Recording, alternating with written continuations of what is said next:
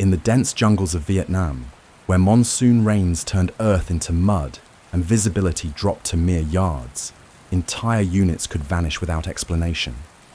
But what happened to Charlie Company's 3rd Platoon on March 15, 1968, defies every protocol, every search method, and every logical explanation the United States military has ever developed.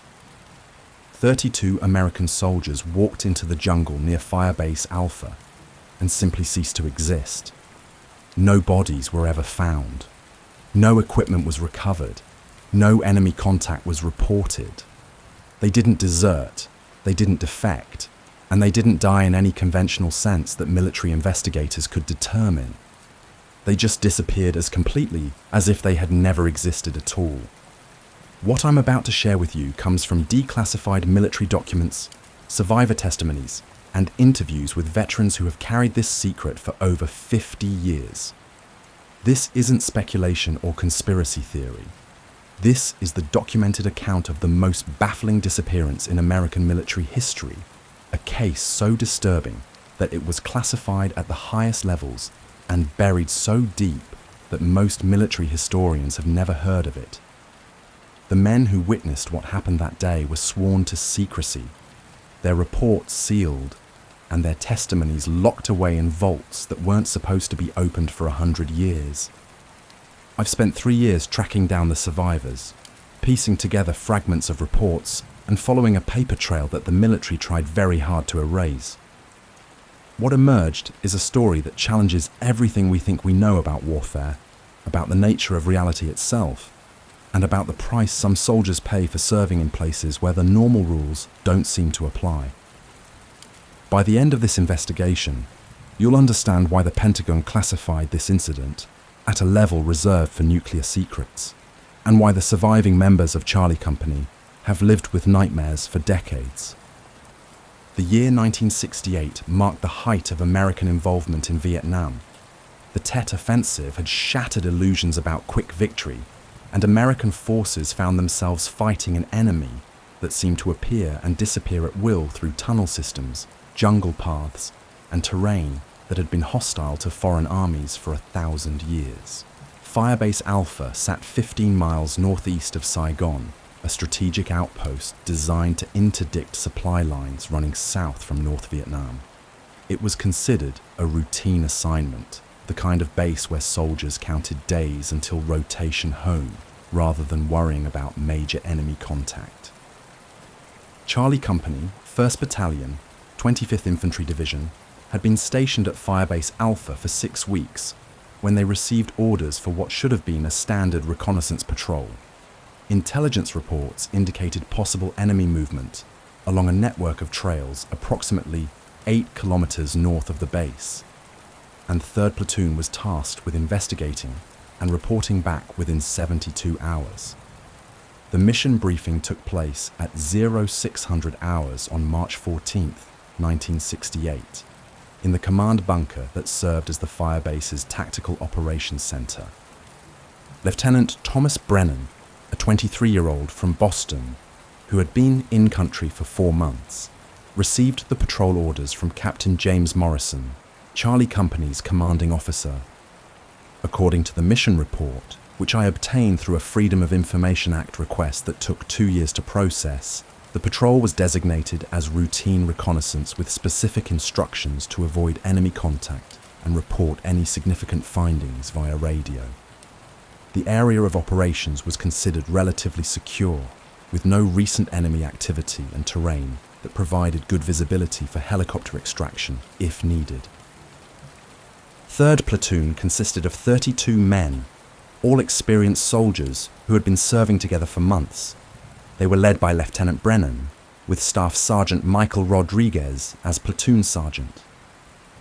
Rodriguez, a career soldier from Texas with 3 previous tours in Vietnam, was known for his meticulous attention to detail and his ability to keep his men alive in dangerous situations.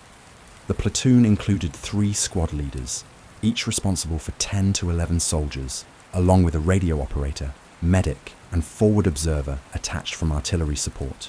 Private First Class Danny Chen, the platoon's radio operator, had been maintaining regular communication schedules throughout his tour. Chen, whose family had immigrated from Taiwan when he was a child, was fluent in English and Vietnamese, making him valuable for intelligence gathering.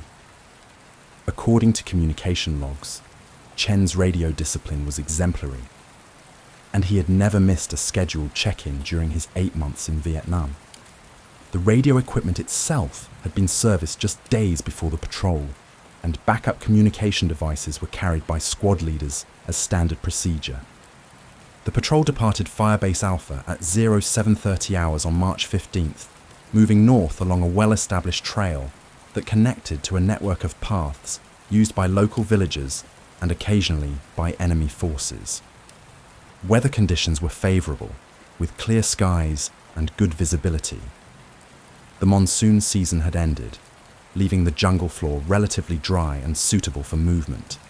Helicopter support was available if needed, and artillery fire missions could be called in from Firebase Alpha's 105mm howitzers if the patrol encountered significant enemy contact.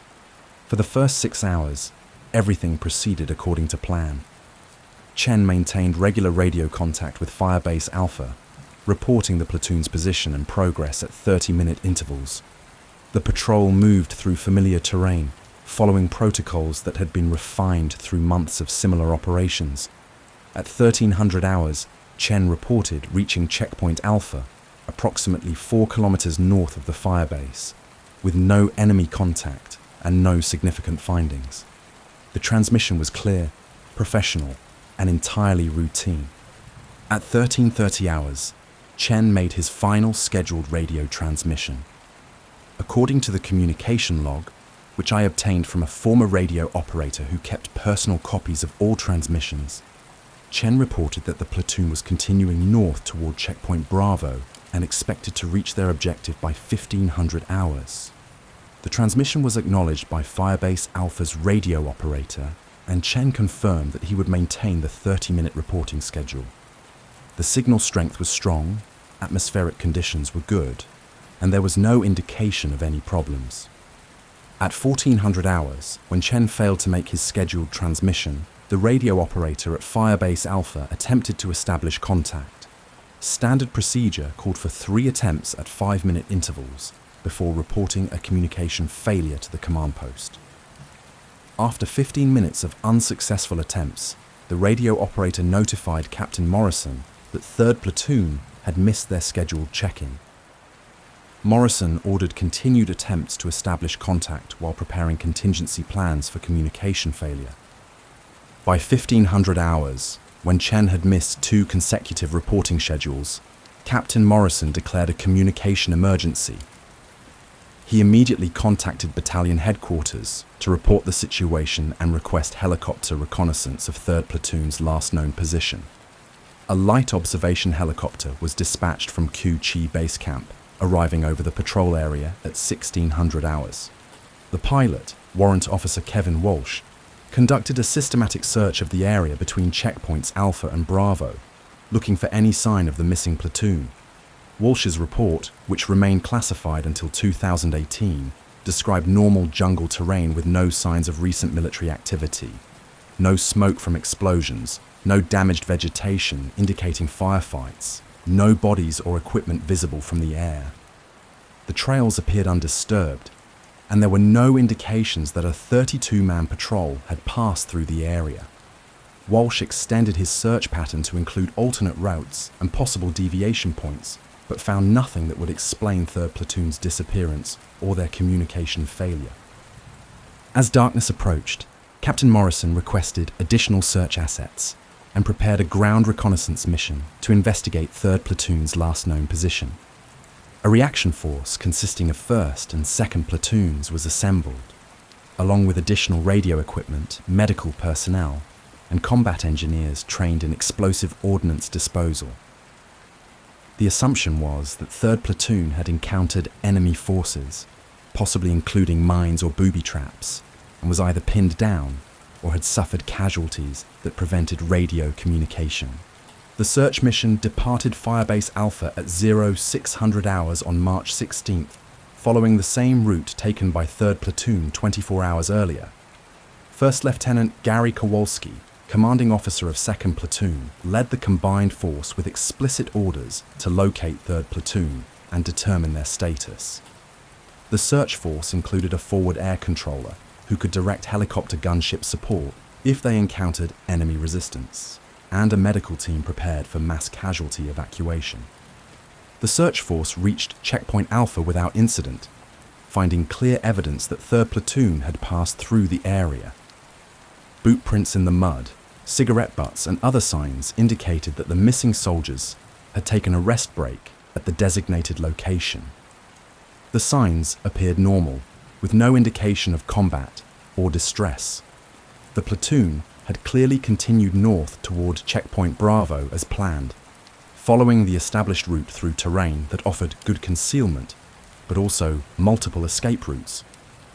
Between checkpoints Alpha and Bravo, the search force discovered something that would puzzle investigators for decades.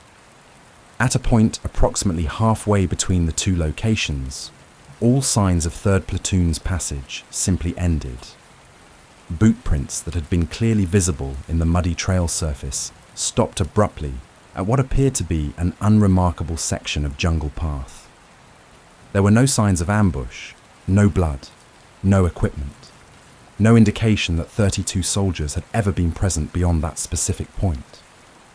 Lieutenant Kowalski ordered a detailed examination of the area where the tracks disappeared. Combat engineers searched for buried mines or explosive devices that might have obliterated evidence of 3rd Platoon's passage. The medic examined the ground for traces of blood or other biological evidence. Radio operators attempted to contact Chen using emergency frequencies and procedures. Nothing was found that would explain how 32 men and their equipment could vanish without leaving any trace of their fate. The search expanded to include a systematic examination of the surrounding jungle, with teams moving in grid patterns to cover every possible route 3rd Platoon might have taken.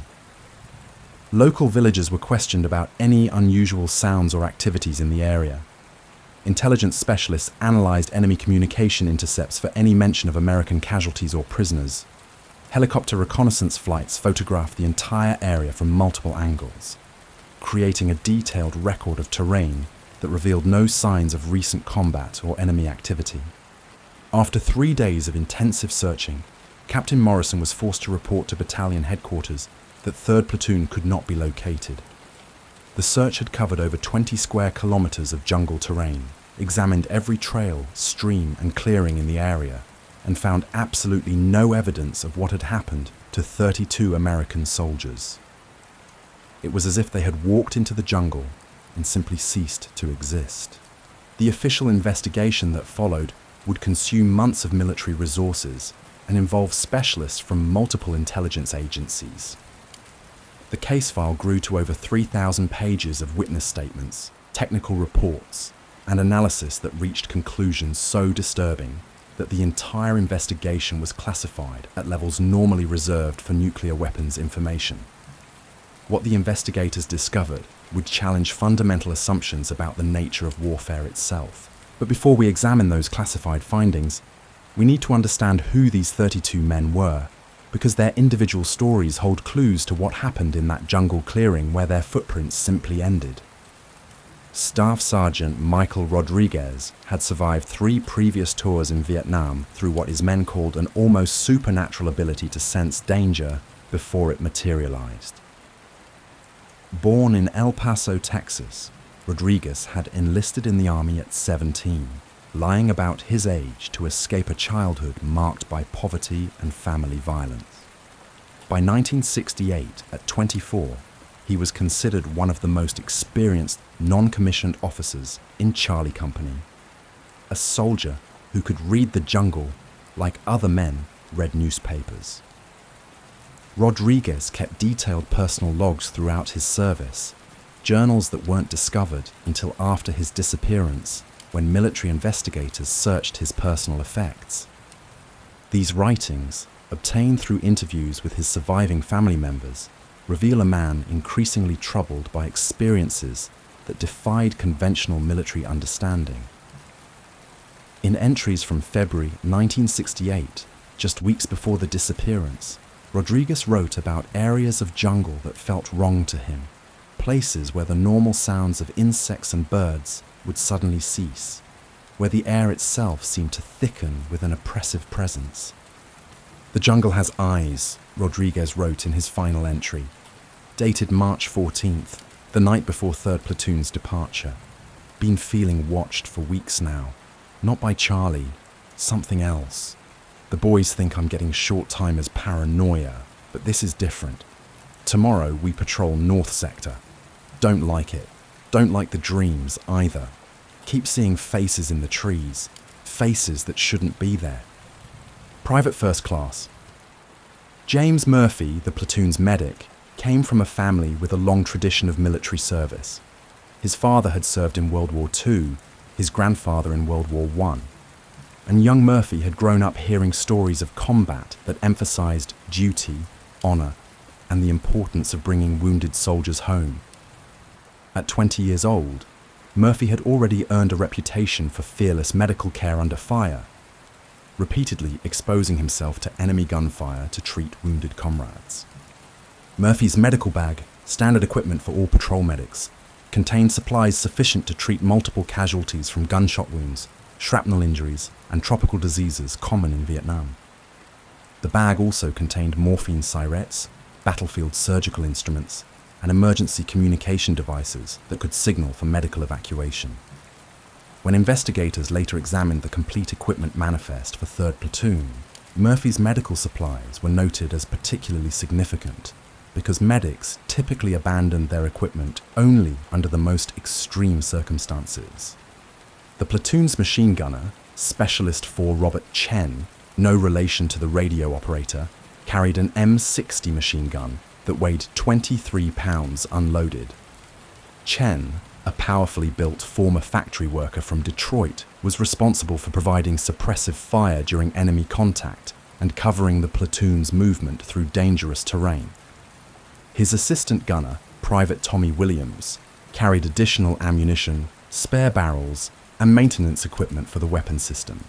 According to military doctrine, machine gun teams were trained to establish defensive positions that could control key terrain features and provide covering fire for rifle squads. The M60's effective range exceeded that of most enemy weapons, making it a crucial asset for platoon-sized operations. Investigators later noted that abandoning a machine gun position required either catastrophic casualties or direct orders from higher command, neither of which appeared to have occurred during 3rd Platoon's final patrol.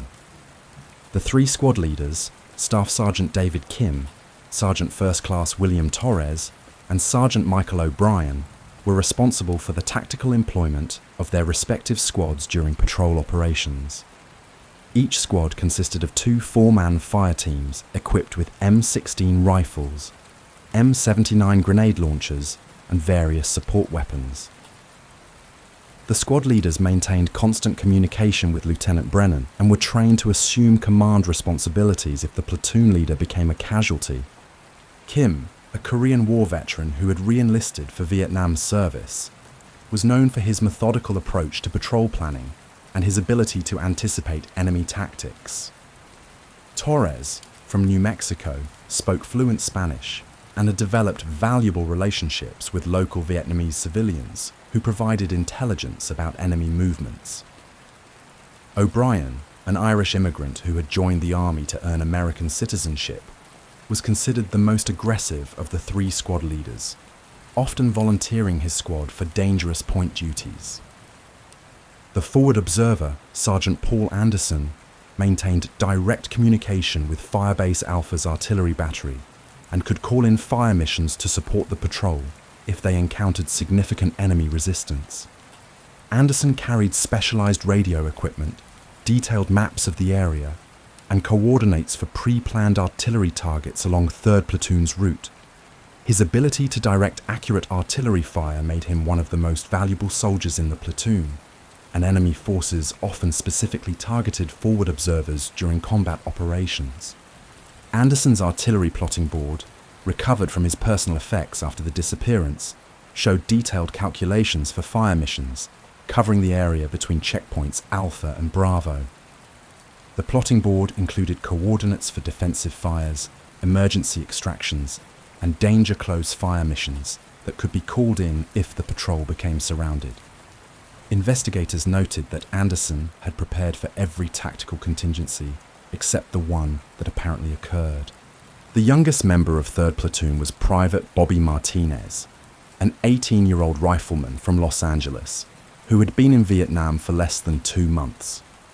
Martinez carried standard infantry equipment including an M16 rifle, fragmentation grenades, smoke grenades, and sufficient ammunition for sustained combat operations. His inexperience was balanced by placement in Staff Sergeant Kim's squad, where veteran soldiers could provide guidance and protection during dangerous operations. Martinez had written to his girlfriend just days before the patrol, letters that were later shared with investigators by his family. In his final letter, dated March 12th, Martinez described feeling increasingly uneasy about patrol operations, writing that the jungle seemed different from what he had expected based on training and earlier missions. He wrote about strange sounds at night, shadows that moved independently of wind or animal activity, and a persistent feeling of being observed by unseen watchers. "Something's not right about this place," Martinez wrote to his girlfriend. "The other guys feel it too, though most won't admit it. Rodriguez thinks we're being stalked by something, but not by the enemy we came here to fight. The Vietnamese we work with, they won't go into certain areas. They cross themselves and mutter prayers when we pass near some of the old temple ruins. Maybe they know something we don't." The equipment manifest for 3rd Platoon represented thousands of dollars worth of military hardware, from individual weapons and ammunition to specialized communication and navigation devices. Each soldier carried approximately 60 pounds of equipment, including weapons, ammunition, water, food, medical supplies, and personal gear necessary for a 3-day patrol. The total weight of equipment carried by the 32-man platoon exceeded 1 ton, making it virtually impossible for all traces of their presence to disappear without extensive effort. Individual weapons included 30 M16 rifles, 1 M60 machine gun, 6 M79 grenade launchers, and various pistols carried by officers and specialists.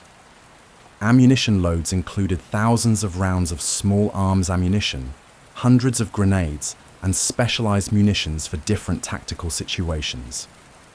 Communication equipment included multiple radio systems, spare batteries, and emergency signaling devices that could operate independently of normal communication networks. Navigation equipment included military compasses, detailed topographic maps, and aerial photographs of the patrol area, updated within days of the mission. Medical supplies included individual first aid kits, advanced trauma care equipment, and emergency medication sufficient to treat serious casualties until helicopter evacuation could be arranged. Personal equipment included uniforms, boots, protective gear, and individual items that soldiers considered essential for survival in jungle conditions. The disappearance of this equipment presented investigators with logical challenges that seemed impossible to resolve through conventional analysis. 32 soldiers could not simply vanish along with over a ton of military equipment without leaving traces that trained investigators could detect. The absence of any physical evidence suggested either supernatural intervention or a level of tactical sophistication that exceeded anything previously encountered in Vietnam. Military investigators initially focused on conventional explanations for 3rd Platoon's disappearance. The first theory examined was the possibility of a coordinated enemy ambush that had eliminated the entire patrol so quickly and efficiently that no radio transmissions or evidence remained. This theory required enemy forces to kill 32 soldiers, remove all bodies and equipment, and eliminate all physical traces of the encounter within a matter of minutes. Analysis of enemy capabilities in the patrol area indicated that while North Vietnamese and Viet Cong forces were certainly capable of complex ambush operations, the complete elimination of all evidence would have required resources and coordination beyond anything previously documented. Enemy units typically left some traces of their activities, whether deliberate or accidental, that could be detected by experienced investigators. The second theory considered the possibility that 3rd Platoon had been captured intact and transported to prisoner of war facilities in North Vietnam or Cambodia. This theory required enemy forces to subdue 32 armed soldiers without triggering any radio transmissions, then transport them and their equipment across difficult terrain without leaving detectable traces. Analysis of prisoner of war intelligence indicated no reports of American captures matching 3rd Platoon's description. A third theory examined the possibility of mass desertion, suggesting that the entire platoon had collectively decided to abandon their military duties and disappear into the Vietnamese countryside or attempt to reach neutral countries. This theory faced immediate challenges from the military records and personal histories of the missing soldiers, which showed no indicators of potential desertion and included several career soldiers who had previously demonstrated exceptional loyalty and dedication. Investigators also considered the possibility of friendly fire incidents involving aircraft or artillery that might have eliminated 3rd Platoon so completely that no traces remained. Analysis of all air and artillery activities in the patrol area during the relevant time period showed no missions that could account for the disappearance. No aircraft had been operating in the area, and no artillery fire missions had been conducted anywhere near 3rd Platoon's route. The fifth conventional theory examined the possibility of natural disasters, including flash floods, mudslides, or other geological events that might have buried 3rd Platoon so completely that search efforts could not locate them. Geological surveys of the patrol area revealed stable terrain with no recent seismic activity or weather conditions that could have caused such events. By the time conventional theories had been exhausted, military investigators faced the unprecedented situation of having no rational explanation for the complete disappearance of 32 soldiers and their equipment. The case was elevated to higher classification levels and transferred to specialized intelligence units trained in investigating anomalous incidents that fell outside normal military experience. What these specialized investigators discovered would force the Pentagon to confront possibilities that challenged fundamental assumptions about the nature of warfare, reality, and the hidden dangers that awaited American forces in regions where ancient powers still held sway over modern military technology. The classified investigation that followed would be conducted by a joint task force that included representatives from military intelligence, the Central Intelligence Agency, and a shadowy organization known only as Project Blue Book's successor program. The lead investigator was Colonel Patricia Hayes, a career intelligence officer who had previously handled cases involving unexplained phenomena in Southeast Asia. Hayes had clearance levels that exceeded most general officers, and her investigation would ultimately produce conclusions so disturbing that they were locked away in vaults beneath the Pentagon. Hayes arrived at Firebase Alpha on March 22, 1968, exactly 1 week after 3rd Platoon's disappearance. She brought with her a team of specialists whose backgrounds were carefully concealed from local military personnel.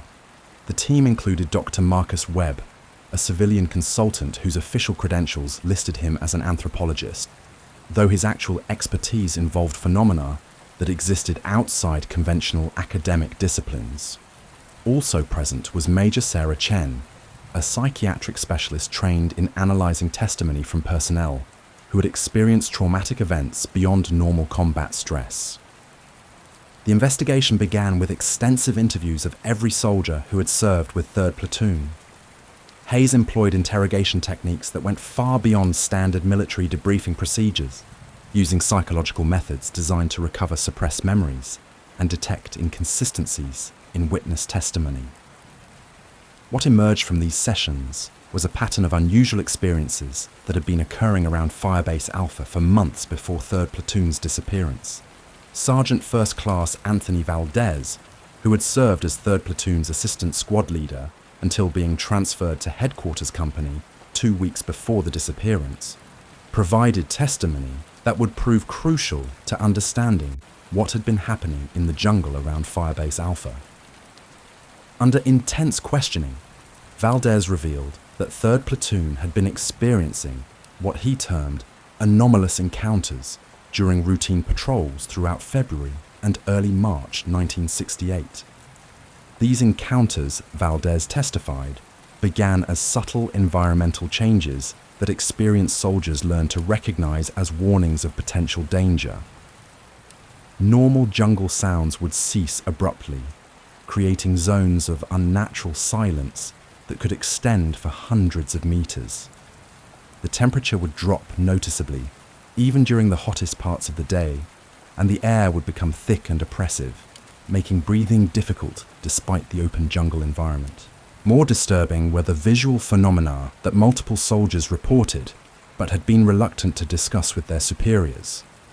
Valdez described seeing movement in his peripheral vision that disappeared when he turned to look directly at it. Shadows that seemed to move independently of their sources, particularly during the twilight hours when visibility was already compromised. Most unsettling were what the soldiers had begun calling the Watchers, humanoid figures that appeared to observe patrol movements from concealed positions but vanished when approached or challenged. The Watchers were not Vietnamese civilians or enemy soldiers, Valdez insisted under questioning. They appeared to be taller than average humans, with proportions that seemed somehow wrong when glimpsed briefly through jungle vegetation. Their clothing, if it could be called clothing, appeared to be made from materials that reflected light in ways that hurt the eyes to look at directly. Most disturbing was their apparent ability to appear and disappear without making any sound or disturbing the surrounding vegetation. Private First Class Miguel Santos, who had served as 3rd Platoon's point man until rotating home just days before their disappearance, provided corroborating testimony about the Watchers. Santos, a former gang member from East Los Angeles, who had joined the army to escape a life of crime, was known for his street-smart awareness and his ability to detect potential threats before they materialized. His testimony described encounters with the Watchers that had been escalating in frequency and intensity throughout February 1968. The Watchers seemed particularly interested in 3rd Platoon's activities, Santos testified. They would appear along patrol routes, always maintaining distance, but clearly observing the soldiers' movements and procedures. Santos described feeling like he was being evaluated or assessed as if the Watchers were studying American military tactics and capabilities for unknown purposes. Most concerning was their apparent ability to predict 3rd Platoon's movements, appearing in locations along patrol routes before the soldiers had even decided which direction to take. Santos had reported these encounters to Staff Sergeant Rodriguez, who had experienced similar phenomena but had been reluctant to report them through official channels. Rodriguez feared that such reports would be dismissed as combat stress or hallucinations, potentially resulting in medical evaluations that could end his military career. Instead, Rodriguez had been keeping detailed personal logs of anomalous encounters, trying to identify patterns that might help him protect his soldiers from whatever was observing them. Dr. Webb's analysis of the witness testimony revealed patterns that matched historical accounts from other regions where American forces had encountered unexplained phenomena. Webb had previously investigated similar cases in Korea, where United Nations forces had reported encounters with entities that local populations described as ancient guardians of sacred sites. The patterns were remarkably consistent across different cultures and geographical regions, suggesting phenomena that transcended normal military experience. The investigation expanded to include interviews with local Vietnamese civilians who had lived in the area around Firebase Alpha for generations. These interviews were conducted through interpreters who had been cleared for the highest security classifications, and the testimony they revealed painted a picture of the jungle that bore little resemblance to standard military intelligence assessments of the region. Village elder Nguyen Van Duc, whose family had lived in the area for over 200 years, described regions of jungle that had been considered forbidden by local populations. long before the arrival of French colonial forces or American military units. These areas, which Duke referred to as the hungry places, were believed to be inhabited by entities that predated human settlement of the region. Local folklore described these entities as guardians of ancient powers that became hostile when disturbed by modern intrusions.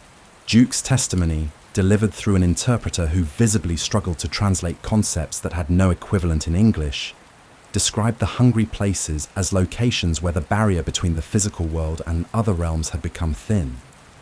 The entities that inhabited these places were not ghosts or spirits in the conventional sense, but something far more dangerous. They were described as beings that existed partially in the physical world and partially in dimensions that human minds could not fully comprehend. The most disturbing aspect of Duke's testimony was his description of what happened to those who ventured into the hungry places without proper protection or permission. Such individuals would simply disappear, not just physically, but from memory itself. Family members would gradually forget that the missing person had ever existed, and physical evidence of their presence would fade away as if they had never been born. The entities that controlled these places had the power to erase people from reality itself. Major Chen's psychiatric evaluation of the witness testimony revealed consistent patterns of suppressed trauma among soldiers who had served with 3rd Platoon. Multiple personnel showed symptoms of what appeared to be survivor guilt, but their guilt was focused on events they claimed not to remember clearly. Under hypnotic regression, several soldiers recalled encounters with the Watchers that had been more extensive and disturbing than their conscious memories indicated. Corporal James Mitchell, who had served as 3rd Platoon's demolition specialist until being reassigned to 1st Platoon in early March, provided testimony under hypnosis that revealed the true extent of 3rd Platoon's encounters with anomalous phenomena. Mitchell's suppressed memories included detailed descriptions of contact with the Watchers that had progressed far beyond simple observation. During a patrol in late February 1968, Mitchell recalled under hypnosis 3rd Platoon had encountered a group of Watchers who had approached close enough to attempt communication. The entities had spoken in voices that seemed to come from multiple directions simultaneously, using a language that hurt to listen to, but somehow conveyed meaning directly to the listeners' minds.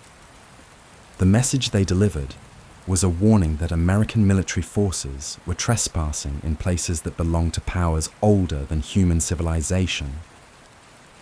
The Watchers had demonstrated capabilities that defied conventional understanding of physics and biology. They could move through solid vegetation without disturbing it, appear and disappear at will, and manipulate the environment around them in ways that suggested control over fundamental forces of nature. Most disturbing was their apparent ability to influence human memory and perception, making witnesses forget encounters shortly after they occurred. Mitchell's recovered memories included descriptions of 3rd Platoon's growing awareness that they were being stalked by entities that possessed intelligence and capabilities far beyond anything they had encountered in conventional warfare. Staff Sergeant Rodriguez had begun developing tactics specifically designed to avoid areas where the Watchers were known to appear, but the entities seemed to adapt to these countermeasures with supernatural efficiency. The most significant breakthrough in Colonel Hayes's investigation came when Dr. Webb discovered historical records that had been buried in French colonial archives for over a century. These records, obtained through diplomatic channels that required presidential authorization, described similar disappearances of French military units in the same general region during the 1890s. The French reports, written in the formal language of colonial administration, described encounters with indigenous entities that possessed capabilities beyond conventional military understanding. A French Foreign Legion patrol had disappeared in 1894 under circumstances remarkably similar to 3rd Platoon's fate. 38 soldiers had simply vanished while conducting a routine reconnaissance mission, leaving no trace of their presence beyond a certain point along a jungle trail. French investigators had conducted extensive searches using methods similar to those employed by American forces, with identical results. No bodies, no equipment, no evidence of what had befallen the missing soldiers. The French records included testimony from native guides who had refused to enter certain areas of jungle, describing them as places where the Old Ones still held power. These guides spoke of entities that could steal not just lives but existence itself, removing people from the world so completely that even memories of them would fade away. The French had initially dismissed such testimony as primitive superstition until their own soldiers began disappearing in the forbidden areas.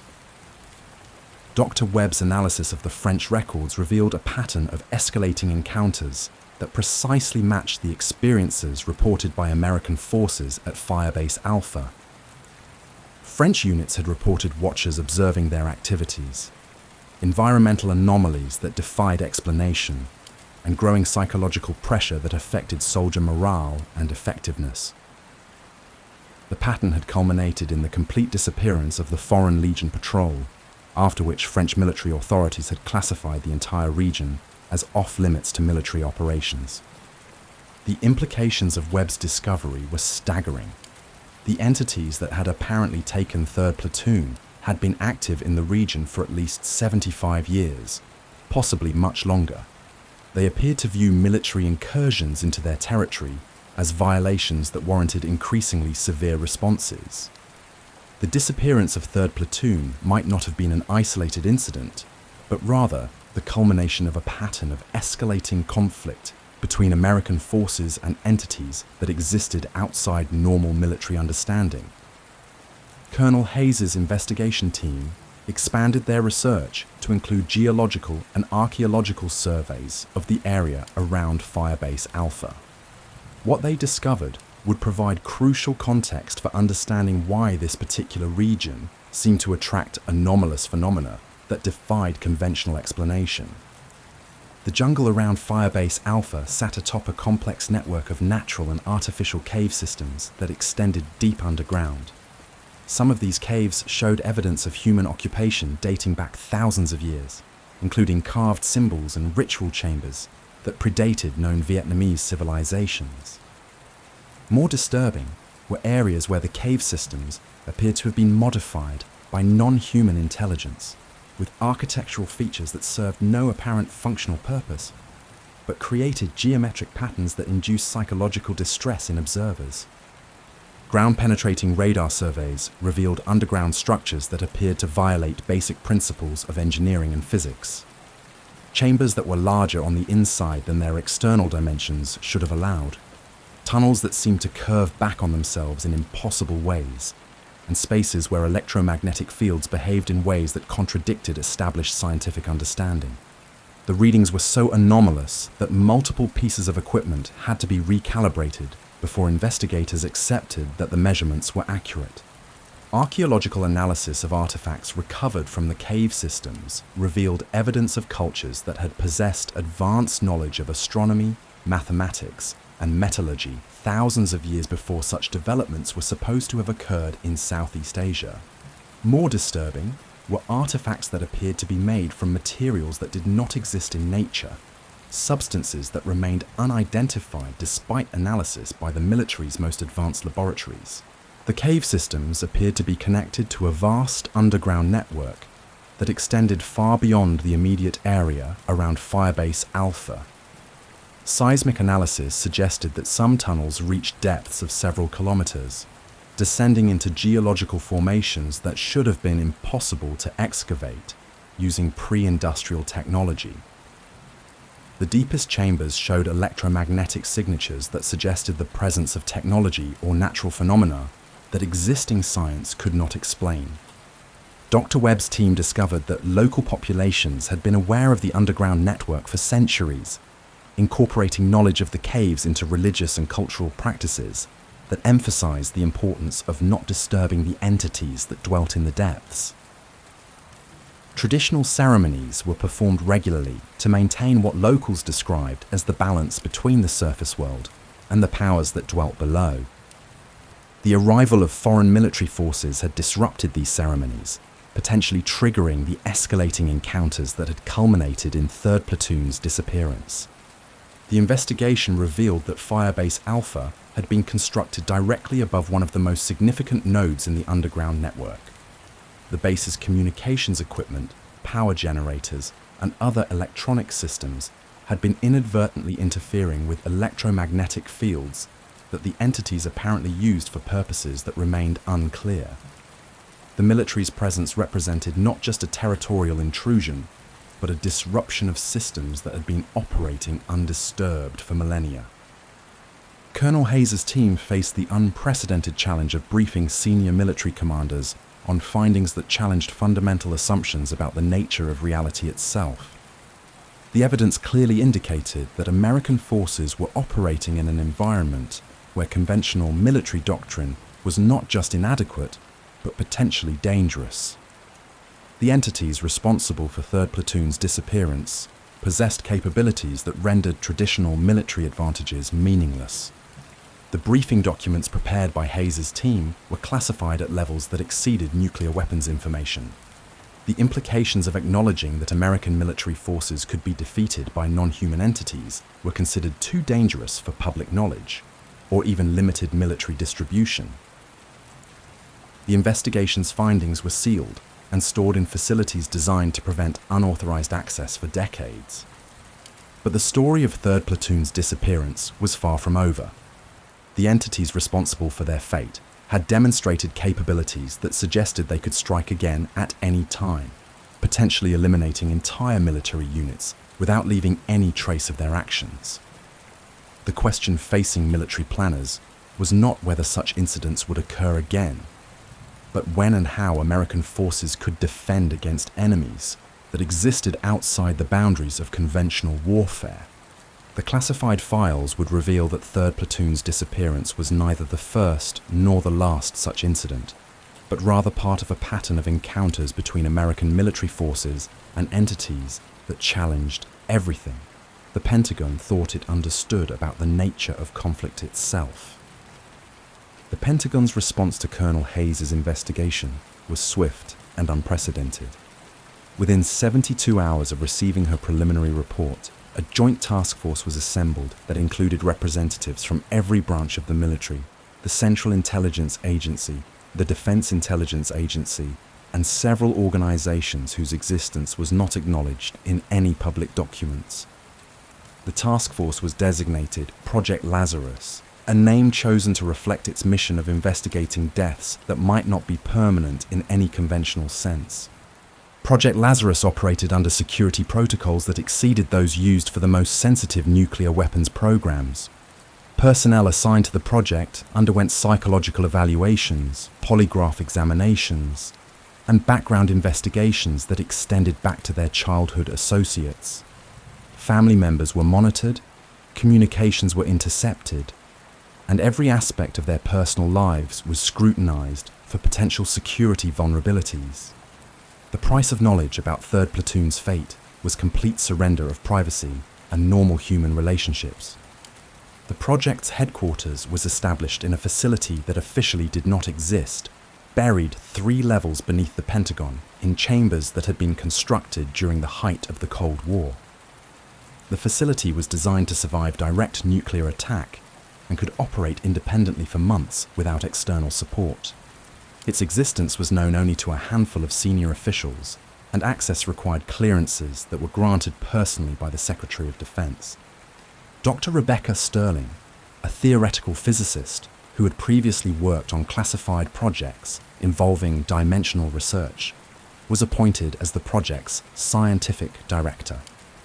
Sterling had been studying phenomena that mainstream science refused to acknowledge, developing theories that suggested reality was far more malleable than conventional physics indicated. Her work had been classified at the highest levels because its implications threatened fundamental assumptions about the nature of existence itself. Sterling's initial analysis of the 3rd Platoon case focused on the electromagnetic anomalies that had been detected around Firebase Alpha.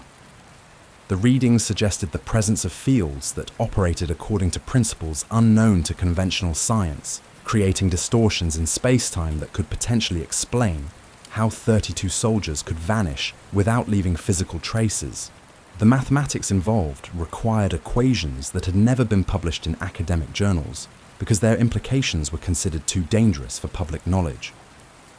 The project's military director was General Marcus Thompson, a career officer who had commanded special operations forces in conflicts that were never officially acknowledged. Thompson had personally led missions in regions where conventional military doctrine proved inadequate, encountering enemies that possessed capabilities beyond normal human understanding. His selection for Project Lazarus reflected the Pentagon's recognition that 3rd Platoon's disappearance represented a threat that transcended traditional military categories. Thompson's first directive was to establish communication protocols with other military units operating in Southeast Asia, creating a network that could detect and report anomalous encounters before they escalated to the level of 3rd Platoon's fate. This network, designated Operation Watchdog, required the cooperation of commanders who had been briefed on classified information that challenged their fundamental understanding of warfare. The initial reports from Operation Watchdog revealed that 3rd Platoon's disappearance was not an isolated incident. Similar encounters had been occurring throughout Vietnam, Cambodia, and Laos, but had been classified or dismissed as combat stress reactions. American forces were operating in an environment where the normal rules of physics and biology did not always apply, facing enemies that possessed capabilities that rendered conventional military training obsolete. First Lieutenant Sandra Mitchell, an intelligence officer who had been tracking unusual incident reports throughout Southeast Asia, discovered patterns that suggested a coordinated response from entities that viewed American military presence as an existential threat. The entities appeared to be conducting their own form of warfare, using tactics that combined supernatural capabilities with sophisticated intelligence gathering and psychological manipulation. Mitchell's analysis revealed that the entities responsible for 3rd Platoon's disappearance had been observing American military operations for months, studying tactics, equipment, and personnel with the systematic thoroughness of professional intelligence services. They had identified key individuals, learned communication procedures, and developed countermeasures that could neutralize American technological advantages. The watchers that soldiers had reported were not casual observers, but reconnaissance elements gathering intelligence for operations that exceeded anything in human military doctrine. The psychological warfare aspects of the entity encounters were particularly sophisticated. Soldiers who survived contact with the watchers reported persistent nightmares, memory gaps, and paranoid delusions that interfered with their military effectiveness. Some personnel had been removed from active duty after experiencing complete psychological breakdowns following encounters that they could not clearly remember or articulate. The entities appeared to be waging war against the human mind itself, using terror as a weapon more effective than conventional explosives. Dr. Sterling's team discovered that the electromagnetic anomalies around Firebase Alpha were not unique to that location. Similar readings had been detected at multiple sites throughout Southeast Asia, always in areas where American forces had reported encounters with unexplained phenomena. The pattern suggested a vast network of locations where the barriers between dimensions had been deliberately weakened, creating entry points for entities that originated in realms beyond human understanding. The cave systems that Dr. Webb had investigated proved to be connected to an underground network that extended across hundreds of miles, linking sites of ancient power throughout the region. Ground-penetrating radar and seismic analysis revealed chambers and tunnels that violated basic principles of geometry, existing in spaces that were larger than their physical dimensions should have allowed. The mathematical models required to describe these spaces involved calculations that drove several researchers to nervous breakdowns when they contemplated the implications. Archaeological teams working under Project Lazarus discovered artifacts in the cave systems that appeared to be made from materials that did not exist anywhere else on Earth. Spectral analysis revealed elements that were not found on the periodic table, substances that remained stable under conditions that should have caused them to decay or transform into known materials. The artifacts showed evidence of manufacturing techniques that exceeded current human capabilities, suggesting technologies that operated according to physical laws unknown to conventional science. The most disturbing discovery was a series of chambers deep underground that contained what appeared to be preservation systems for biological specimens. The chambers maintained environmental conditions that prevented decay while keeping organic material in a state of suspended animation.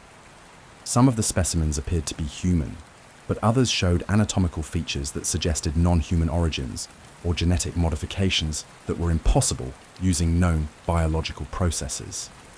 Dr. Margaret Chen, a xenobiologist who had been recruited for Project Lazarus despite the fact that her field of study was officially considered science fiction, examined the preserved specimens using techniques that had been classified to prevent their application in unauthorized research.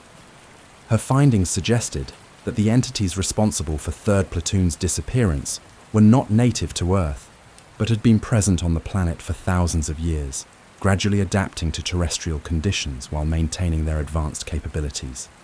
Chen's analysis of genetic material recovered from the specimens revealed DNA sequences that incorporated elements unknown to terrestrial biology. The genetic code appeared to be designed rather than evolved, suggesting intelligence that could manipulate biological systems at the molecular level. More disturbing was evidence that this genetic material was compatible with human DNA, raising the possibility that the entities could create hybrid organisms that combined human and alien characteristics. The preservation chambers also contained human specimens that showed signs of genetic modification using techniques that exceeded current medical capabilities. These individuals appeared to have been enhanced with non-human genetic material, creating beings that possessed capabilities beyond normal human limitations.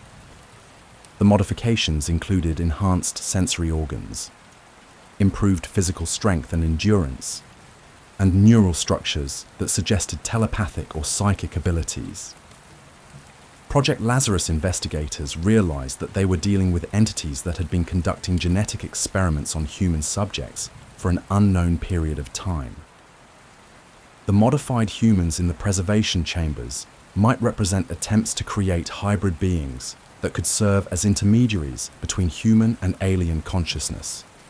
The implications for American military personnel operating in areas controlled by these entities were horrifying. Captain David Rodriguez, a special operations officer who had volunteered for the most dangerous assignments available to Project Lazarus, led a reconnaissance mission into the deepest levels of the cave systems around Firebase Alpha. Rodriguez's team was equipped with experimental technology that had been developed specifically for operations in environments where conventional physics did not apply.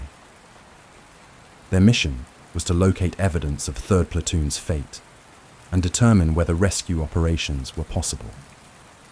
The expedition descended through cave systems that violated basic principles of geology and architecture. Tunnels curved through impossible angles, chambers existed in configurations that hurt to look at directly, and the electromagnetic readings indicated the presence of technology that operated according to principles unknown to human science. Rodriguez's team documented their progress, using equipment that had been specially modified to function in environments where normal instruments failed. At a depth of approximately 2 kilometers below the surface, Rodriguez's team discovered what appeared to be a vast underground city built by non-human intelligence. The architecture incorporated mathematical principles that human minds could barely comprehend, creating structures that seemed to exist partially in normal space and partially in dimensions that could only be perceived indirectly. The city showed signs of recent habitation, with technology that appeared to be actively monitoring the surface world above. The team's cameras recorded images that required special processing to prevent psychological trauma in personnel who viewed them. The city contained facilities that appeared to be designed for purposes that had no equivalent in human experience. Some areas seemed to be laboratories where biological experiments were conducted using techniques that combined advanced science with what could only be described as supernatural manipulation of living matter. In the deepest chambers of the underground city, Rodriguez's team discovered what appeared to be holding facilities for human captives. The cells were designed to contain beings that possessed enhanced physical capabilities, suggesting that the entities had been preparing for the possibility of capturing modified humans or individuals who had been enhanced through exposure to alien technology. The holding facilities showed signs of recent use, with equipment that indicated ongoing experimentation on human subjects. The most significant discovery was a chamber that contained what appeared to be a collection of human military equipment, including weapons, uniforms, and personal effects that matched the inventory of items carried by 3rd Platoon. The equipment was arranged in a systematic fashion that suggested careful cataloguing and analysis, as if the entities were studying American military technology to develop countermeasures against future encounters. Rodriguez's team located personal items that had definitely belonged to members of 3rd Platoon, including Lieutenant Brennan's compass, Staff Sergeant Rodriguez's personal journal, and Private First Class Chen's radio equipment. The items showed no signs of damage or wear, suggesting that they had been preserved under controlled conditions since their acquisition. More disturbing was the absence of any human remains or signs of the soldiers who had carried these items.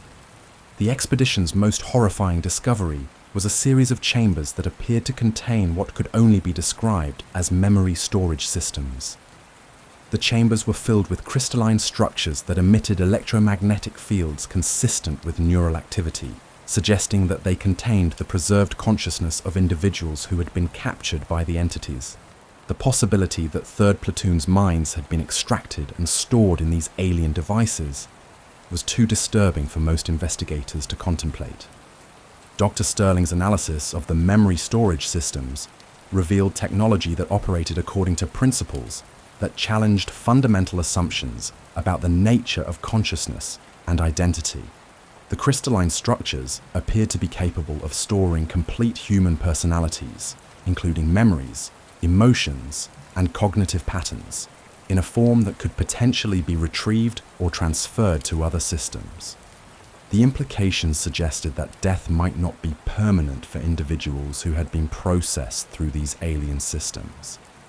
The discovery of the memory storage facility forced Project Lazarus to confront the possibility that 3rd Platoon's disappearance was not a simple military casualty, but rather a form of technological kidnapping that transcended conventional understanding of life and death.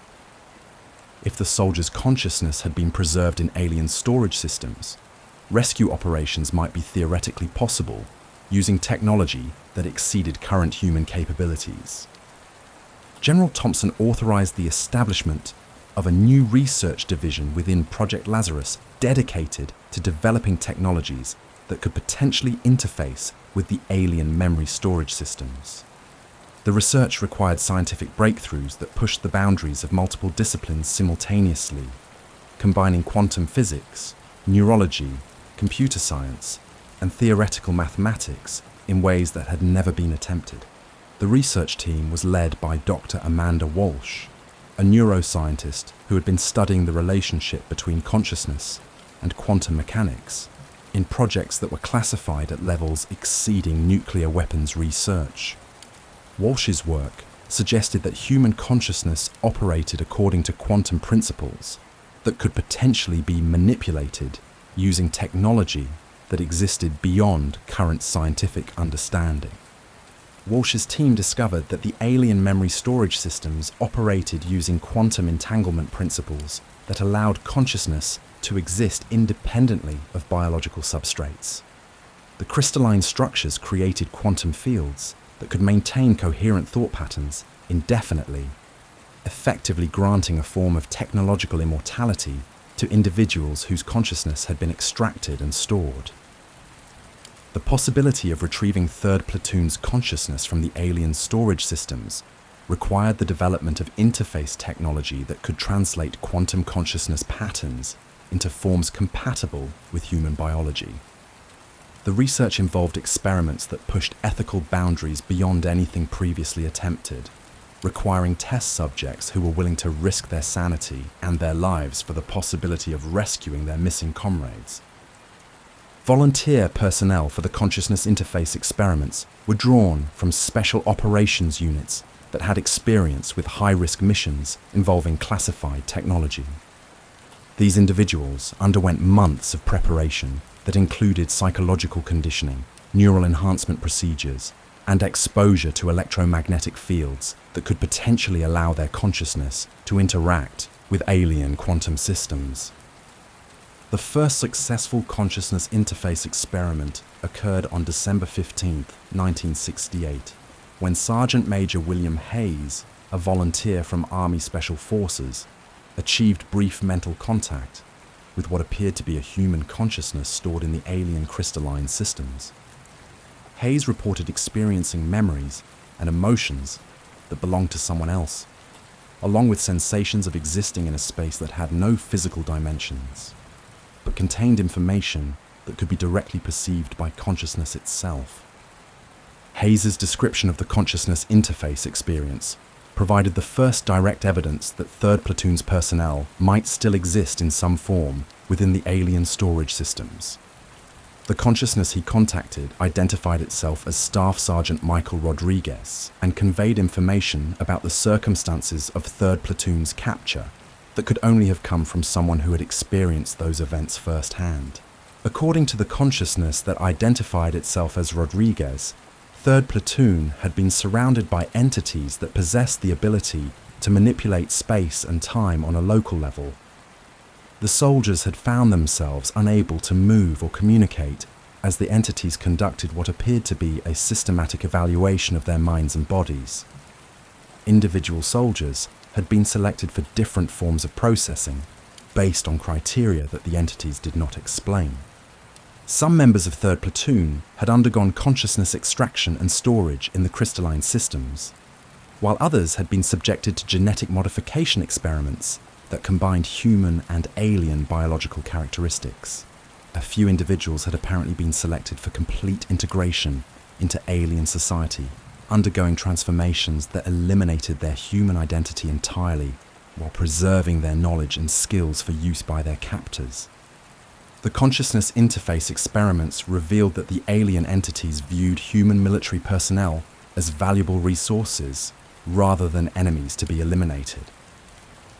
American soldiers possessed training, knowledge, and psychological conditioning that could be useful for purposes that the entities pursued independently of human understanding. The capture of 3rd Platoon represented not a military victory, but a form of technological harvesting that treated human consciousness as a commodity to be acquired and utilized. Hayes's contact with Rodriguez's stored consciousness also revealed information about the alien entity's long-term objectives in Southeast Asia. The entities appeared to be conducting a systematic study of human military capabilities, gathering intelligence that could be used to develop countermeasures against future human expansion into areas they considered their territory. The Vietnam War provided an ideal opportunity to observe human military technology and tactics under combat conditions. The entities had been using their encounters with American forces as a form of field testing for technologies and strategies designed to defeat human military advantages. Each engagement provided data that was incorporated into increasingly sophisticated countermeasures that could neutralize everything from individual weapons to complex communication systems. The ultimate objective appeared to be the development of capabilities that could prevent human expansion beyond Earth itself. Project Lazarus faced the unprecedented challenge of developing military doctrine for conflicts that transcended conventional understanding of warfare itself. The entities responsible for 3rd Platoon's disappearance possessed capabilities that rendered traditional military advantages meaningless, while pursuing objectives that extended far beyond territorial control or resource acquisition. The conflict represented a form of warfare that combined advanced technology with supernatural capabilities in ways that challenged fundamental assumptions about the nature of reality. The project's classified reports documented encounters between American forces and alien entities throughout Southeast Asia that revealed a pattern of escalating conflict designed to test human military capabilities under increasingly challenging conditions. The entities appeared to be conducting their own form of military research, using human soldiers as test subjects for weapons and tactics that operated according to principles unknown to terrestrial science. The implications of Project Lazarus's findings extended far beyond the fate of 3rd Platoon, or even the Vietnam War itself. The evidence suggested that Earth was being systematically evaluated by non-human intelligence that possessed capabilities exceeding anything in human experience. The evaluation process involved direct contact with human military forces under conditions that allowed the entities to assess human technological, tactical, and psychological capabilities in detail. The possibility that similar evaluations were being conducted in other regions of the world led to the expansion of Project Lazarus into a global monitoring system designed to detect and respond to encounters between human military forces and anomalous entities. The system required cooperation between intelligence services that had never previously shared information at such levels of classification, creating a network that operated independently of normal military command structures. But the most disturbing aspect of Project Lazarus's findings was the realization that the entities responsible for 3rd Platoon's disappearance were not acting independently. The evidence suggested coordination between alien intelligence operating on a scale that encompassed multiple planets and possibly multiple dimensions of reality. The evaluation of human military capabilities was apparently part of a larger assessment process that would determine humanity's fate on a cosmic scale. The classified files contained within Project Lazarus represented knowledge that was considered too dangerous for public disclosure or even limited military distribution. The implications of acknowledging that human military forces were being systematically evaluated and potentially harvested by non-human intelligence threatened fundamental assumptions about humanity's place in the universe. The information was locked away in facilities designed to prevent unauthorized access for decades, if not centuries. Yet the story of 3rd Platoon's disappearance continued to evolve as new evidence emerged from ongoing investigations that pushed the boundaries of science and human understanding. The soldiers who had vanished in the Vietnamese jungle had become unwitting participants in a conflict that transcended anything in human military history. Their fate intertwined with questions about consciousness, reality, and humanity's future among the stars. The breakthrough that would change everything came from an unexpected source. Master Sergeant Jennifer Cole, a communications specialist who had been monitoring radio frequencies in the Firebase Alpha area, reported detecting transmissions on frequencies that shouldn't have existed. The signals appeared to be coming from underground, using electromagnetic wavelengths that her equipment wasn't designed to receive, but somehow managed to detect anyway. Cole had been experimenting with modified radio equipment in an attempt to establish communication with 3rd Platoon, working under the assumption that conventional radio frequencies might be blocked by unusual atmospheric conditions or underground interference. Her modifications involved techniques she had learned from amateur radio operators who claimed to receive signals from sources that couldn't be officially identified. The transmissions Cole detected were unlike anything in her 15 years of military communications experience. The signals appeared to be digital in nature, but they used encoding methods that didn't match any known military or civilian communication protocols. More disturbing, the signals seemed to respond to her attempts at contact, suggesting intelligence behind the transmissions that was aware of her monitoring efforts. Dr. Sterling's team analysed Cole's recordings using equipment that had been classified beyond normal military access levels. The analysis revealed that the signals contained information patterns that matched human brainwave activity, specifically the neural signatures associated with memory formation and emotional processing. The possibility that the transmissions represented some form of consciousness communication forced Project Lazarus to consider scenarios that challenged fundamental assumptions about the nature of human identity. The signal analysis also revealed temporal anomalies that suggested the transmissions were not occurring in normal time sequence. Some signals appeared to be arriving before they were sent, while others seemed to be repeating information from events that hadn't occurred yet. The mathematics required to describe these temporal distortions involved calculations that existed at the very edge of theoretical physics.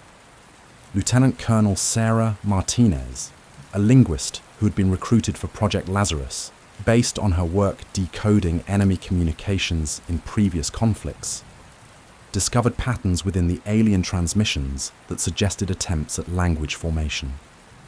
The entities appeared to be learning human communication methods through exposure to captured American personnel, developing hybrid communication systems that combined alien concepts with human vocabulary.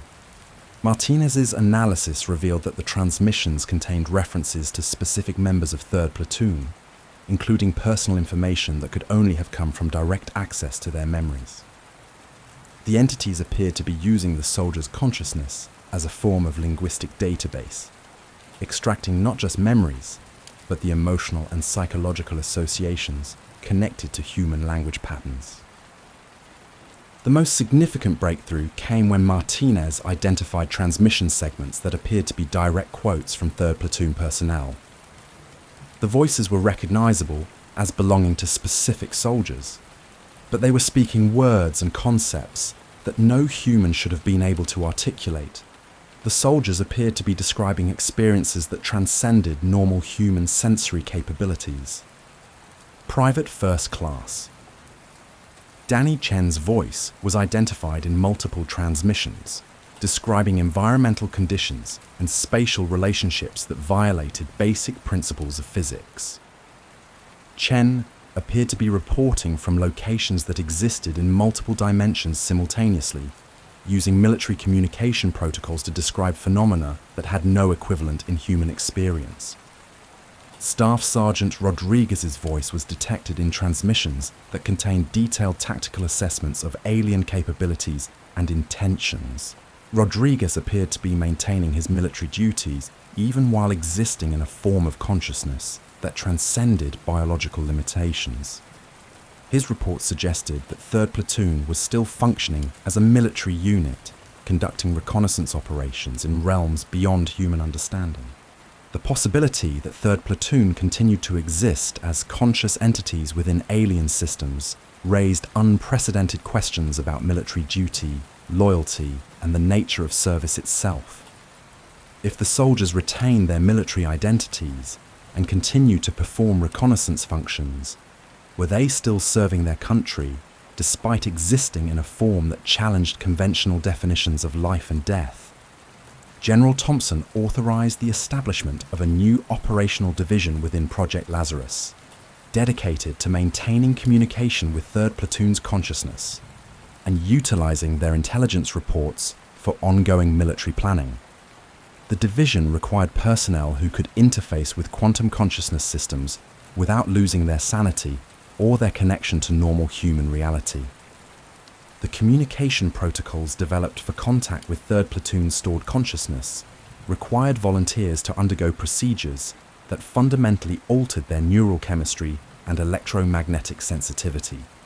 The volunteers effectively became human-alien hybrids, capable of perceiving and communicating across dimensional boundaries while maintaining their core human identity and military loyalty.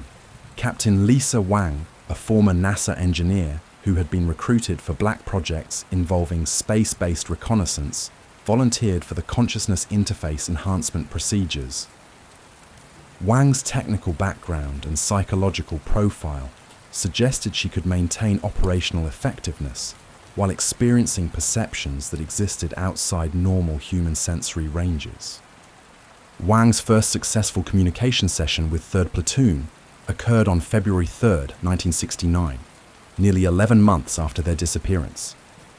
The contact revealed that the missing soldiers had been conducting continuous intelligence gathering operations in dimensions that existed parallel to normal space-time, observing alien activities that pose direct threats to human military operations throughout Southeast Asia. 3rd Platoon's intelligence reports, transmitted through Wang's consciousness interface, revealed that the alien entities were preparing large-scale operations designed to eliminate American military presence in regions they considered strategically important. The entities had been using their encounters with individual units like 3rd Platoon to develop weapons and tactics that could neutralize entire army divisions without leaving evidence that conventional warfare had occurred. The aliens possessed the capability to manipulate local reality in ways that could make military bases, supply depots, and entire troop concentrations simply cease to exist. The technology involved quantum manipulation of probability fields, essentially editing reality to remove human presence from areas the entities wanted to reclaim. 3rd Platoon had witnessed preparations for operations that could eliminate thousands of American personnel as completely as their own disappearance. Staff Sergeant Rodriguez, communicating through Wang's interface, reported that the aliens were particularly focused on American technological capabilities, especially nuclear weapons and space exploration programs. The entities viewed human expansion beyond Earth as an existential threat that required immediate countermeasures.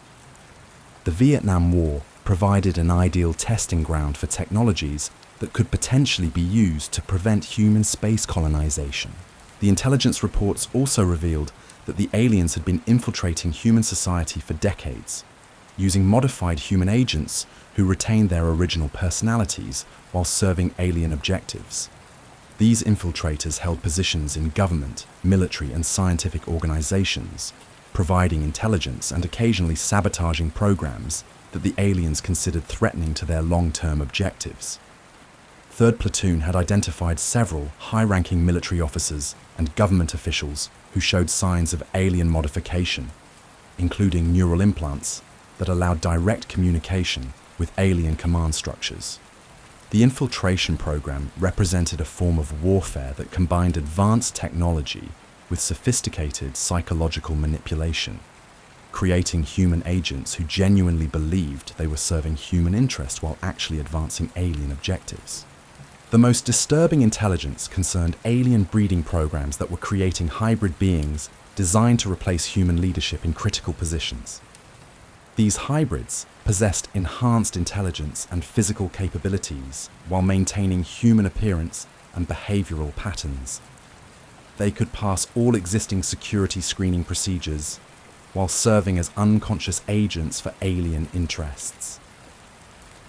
Private First Class Murphy, communicating through consciousness interface, reported observing alien facilities where human genetic material was being combined with non-human elements to create beings that could survive in environments hostile to normal human physiology. The breeding programs appeared to be preparing for large-scale colonization of Earth, using beings that combined human adaptability with alien technological capabilities.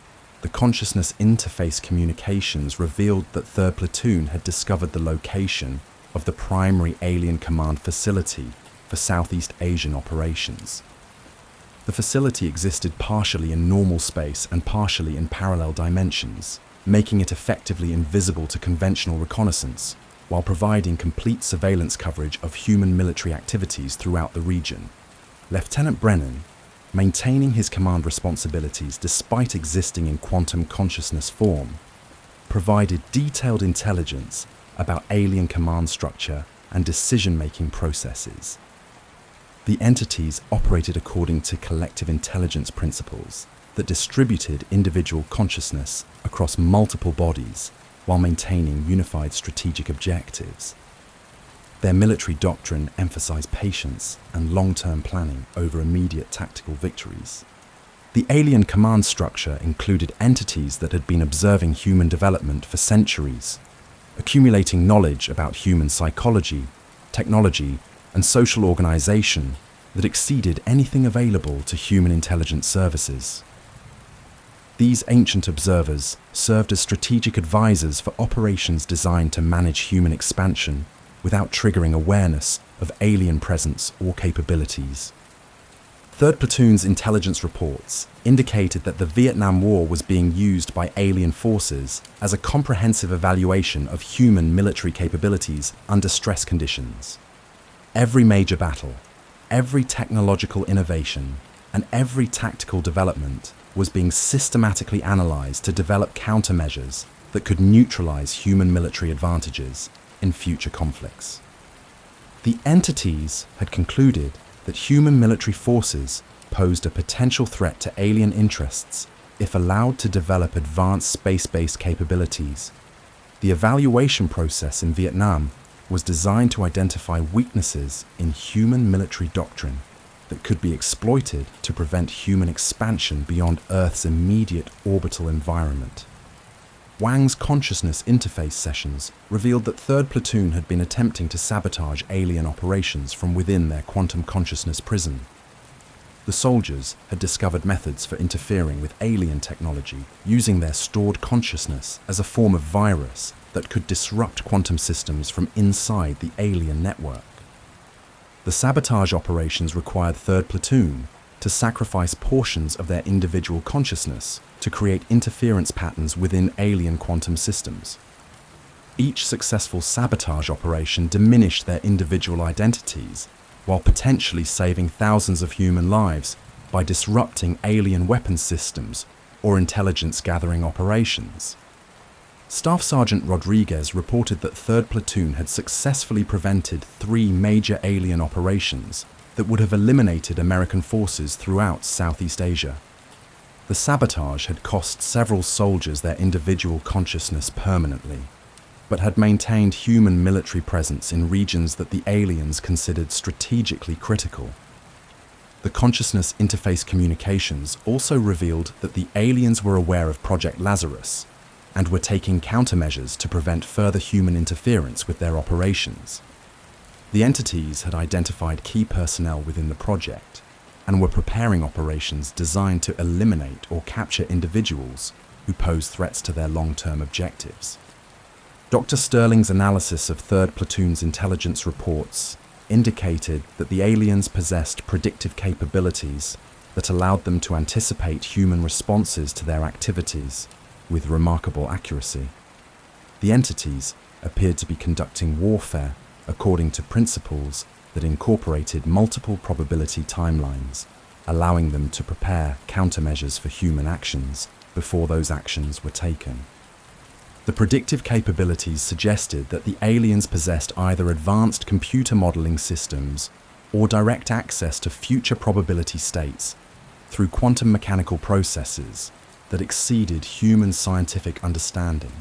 Their ability to anticipate and counter human military responses made conventional warfare tactics virtually useless against their operations. General Thompson faced the unprecedented challenge of developing military doctrine for conflicts where the enemy possessed complete intelligence about human capabilities, intentions, and planned responses.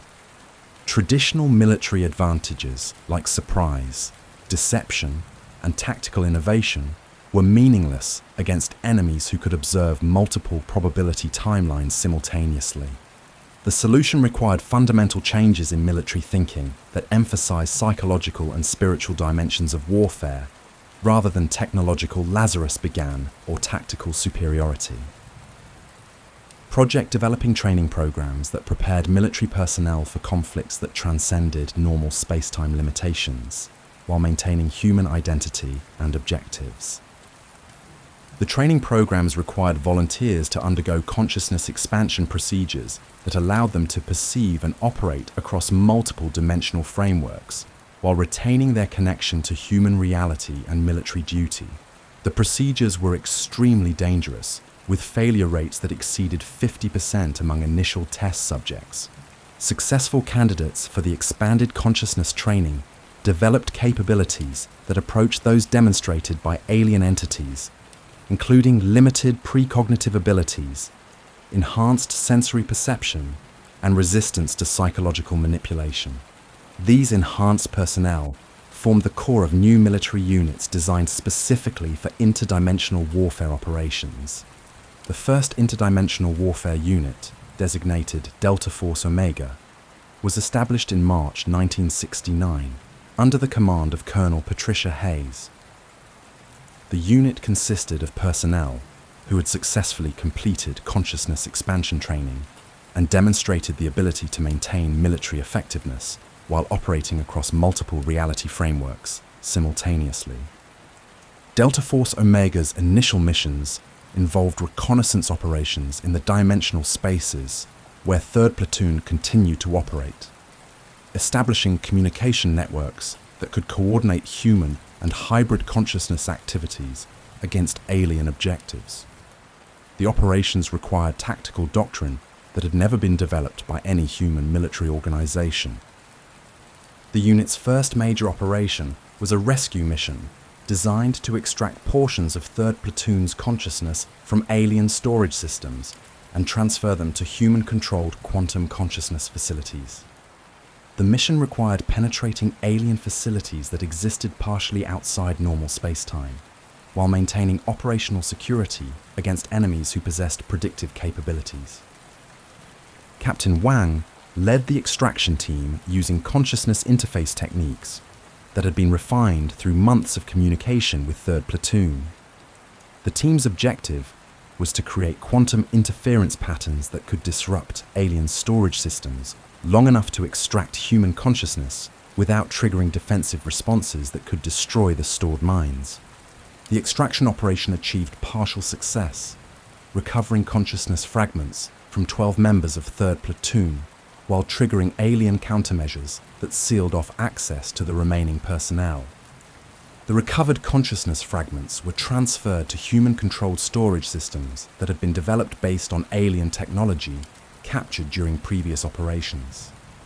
The partial extraction revealed that 3rd Platoon's personnel had undergone significant psychological changes during their imprisonment in alien storage systems. Extended exposure to alien collective consciousness had begun to alter their individual identities, creating hybrid personalities that combined human memories with alien knowledge and perspectives. Some recovered personnel retained enough individual identity to continue serving in human military operations, while others had become so integrated with alien consciousness that they could no longer function as purely human entities.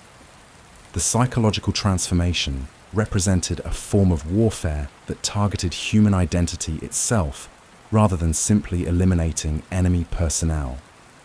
Dr. Margaret Chen's analysis of the recovered consciousness fragments revealed that the alien entities were conducting systematic psychological warfare designed to convert human military personnel into hybrid agents who could serve alien objectives while maintaining the appearance of human loyalty. The conversion process was gradual and subtle, making detection extremely difficult until the transformation was too advanced to reverse. The possibility that other missing military personnel throughout Southeast Asia had undergone similar conversion processes raised concerns about the reliability of American military command structures. Personnel who appeared to be loyal human soldiers might actually be hybrid agents, serving alien interests, while genuinely believing they were performing their military duties. Project Lazarus expanded its operations to include systematic screening of military personnel for signs of alien psychological modification. The screening procedures required consciousness interface techniques that could detect hybrid thought patterns, while avoiding triggering defensive responses in personnel who had been converted without their knowledge. The screening program revealed that alien infiltration of American military forces was far more extensive than anyone had suspected. Hundreds of personnel showed signs of psychological modification, ranging from subtle behavioral changes to complete personality replacement with hybrid consciousness that retained human memories but served alien objectives. The discovery of widespread infiltration forced military commanders to confront the possibility that American military operations throughout Southeast Asia were being monitored and potentially controlled by alien intelligence. Strategic decisions, tactical planning, and operational security had all been compromised by personnel who served alien interests while maintaining perfect human behavioral patterns. General Thompson authorized the establishment of secure facilities where suspected hybrid personnel could be isolated and evaluated without triggering alien countermeasures. The facilities required consciousness interface technology that could distinguish between human and hybrid thought patterns while providing treatment that might restore purely human consciousness in personnel who had been modified. The treatment procedures involved consciousness extraction and purification techniques that were extremely dangerous for the subjects involved. Many personnel who underwent hybrid consciousness removal suffered complete personality destruction, while others emerged with severe psychological trauma that rendered them unfit for military service. However, some personnel were successfully restored to purely human consciousness while retaining memories of their experiences as hybrid agents. These individuals provided intelligence about alien operations and objectives that proved crucial for developing countermeasures against infiltration and conversion programs. The intelligence revealed that the aliens were conducting a systematic campaign to replace human leadership throughout military and government organizations with hybrid agents who could gradually redirect human society toward objectives that served alien interests. The campaign was designed to occur over decades, making detection virtually impossible until the transformation was complete. The hybrid agents were programmed with objectives that appeared to benefit human society, while actually preparing Earth for alien colonization. Programs promoting space exploration, advanced technology development, and international cooperation were being subtly modified to create conditions favorable for eventual alien control of human civilization. 3rd Platoon's continued resistance operations within alien quantum systems had provided early warning about the infiltration campaign, allowing Project Lazarus to develop countermeasures before the hybrid replacement program reached critical levels.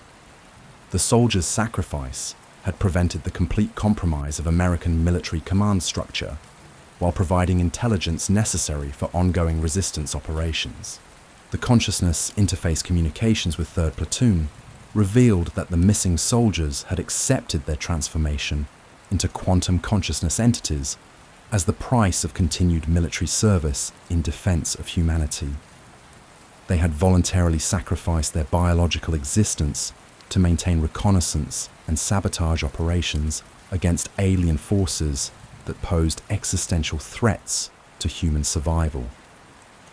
The soldiers continued to identify themselves as members of the United States Army, maintaining military discipline and command structure despite existing in forms that transcended biological limitations.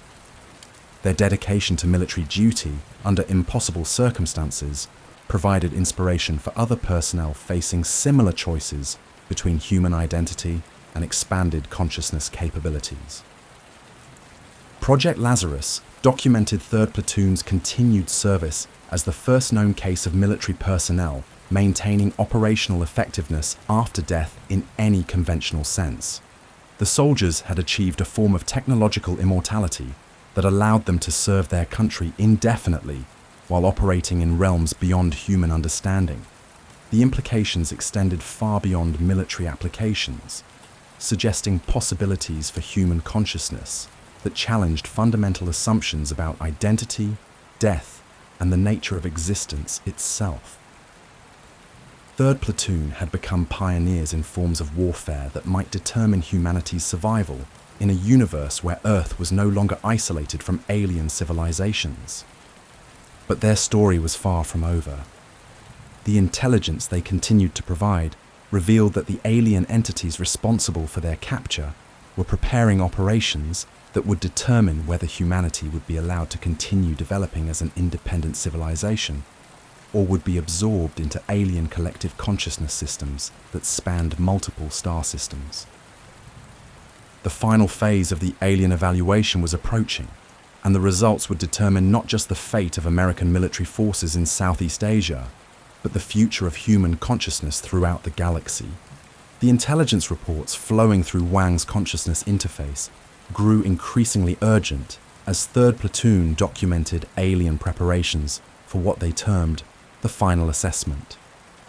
According to Staff Sergeant Rodriguez's quantum transmissions, the entities had completed their evaluation of human military capabilities and were preparing to implement conclusions that would fundamentally alter humanity's future development.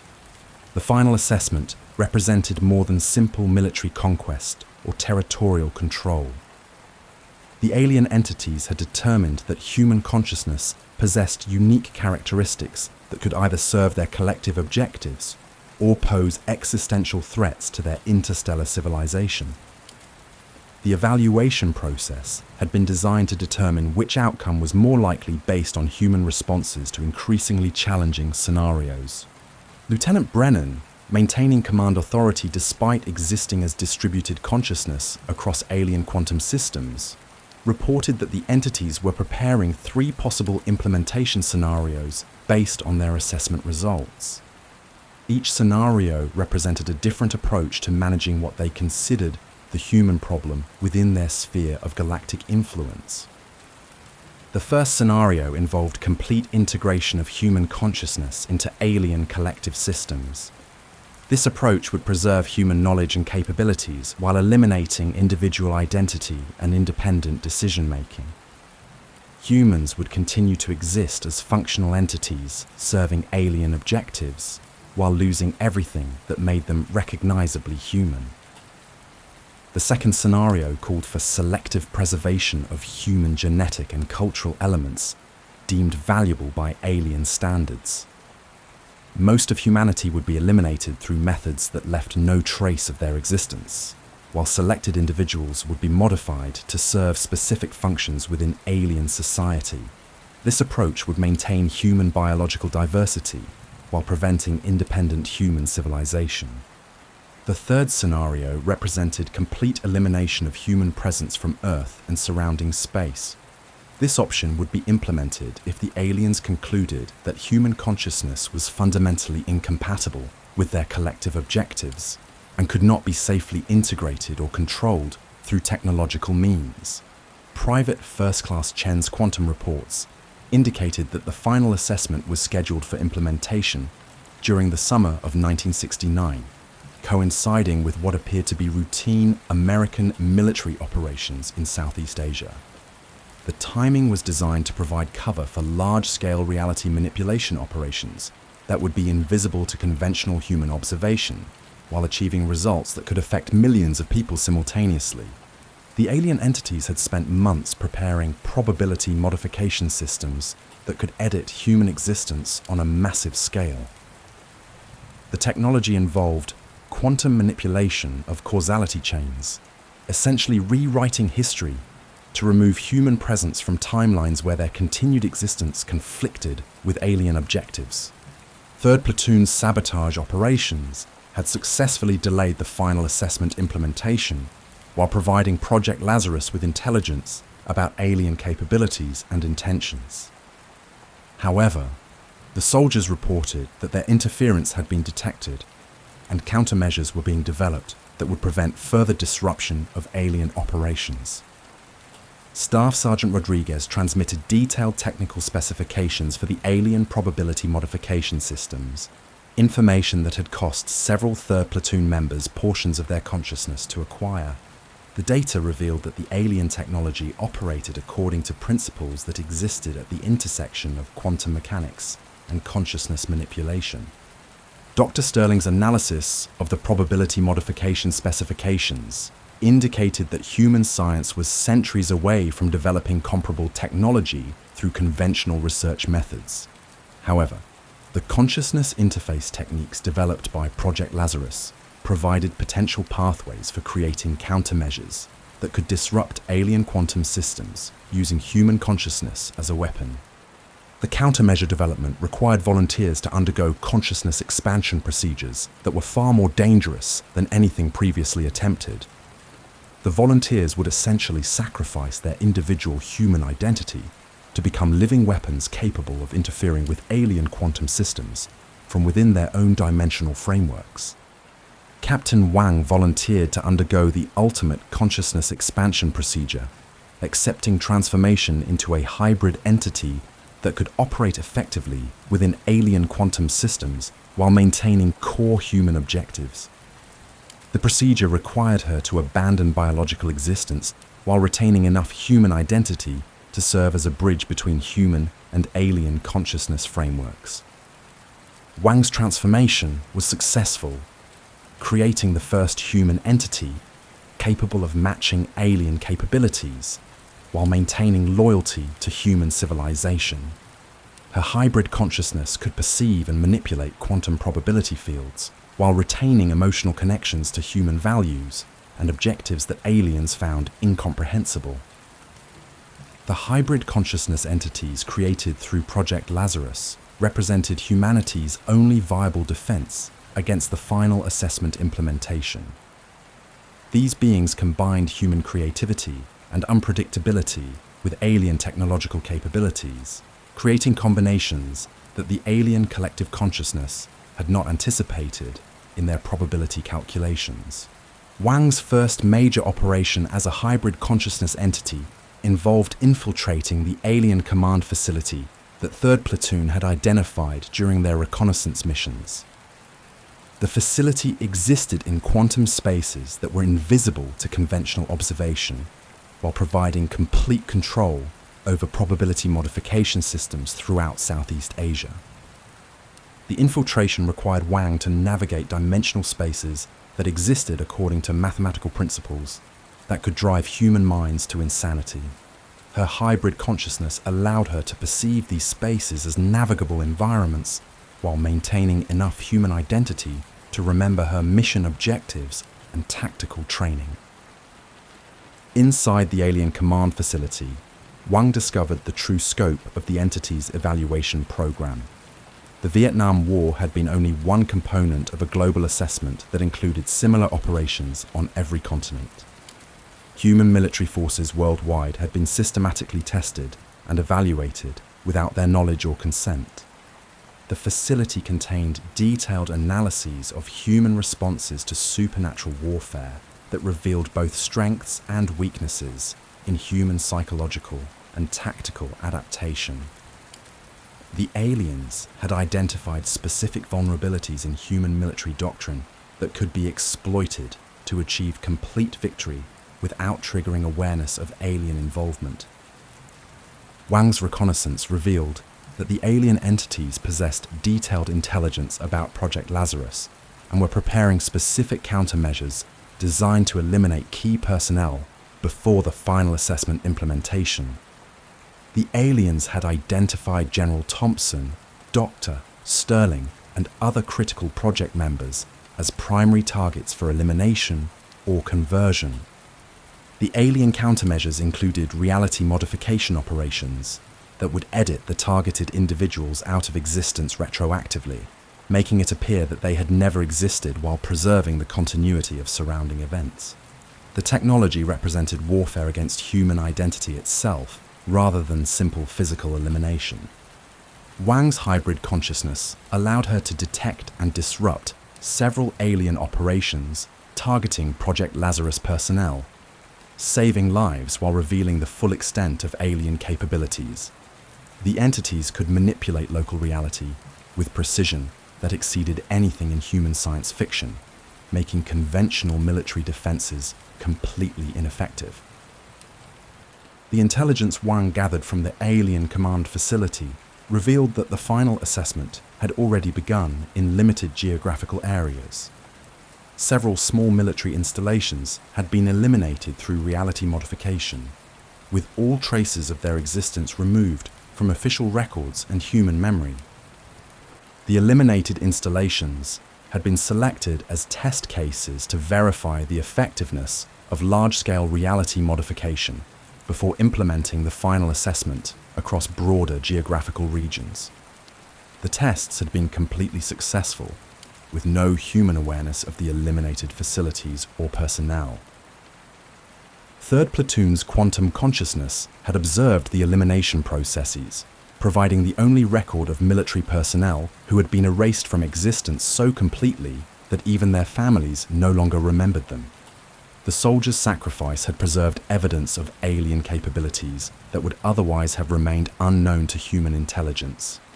Private First Class Murphy's Consciousness reported that the alien entities were particularly focused on eliminating human space exploration capabilities before they could develop beyond Earth's immediate orbital environment.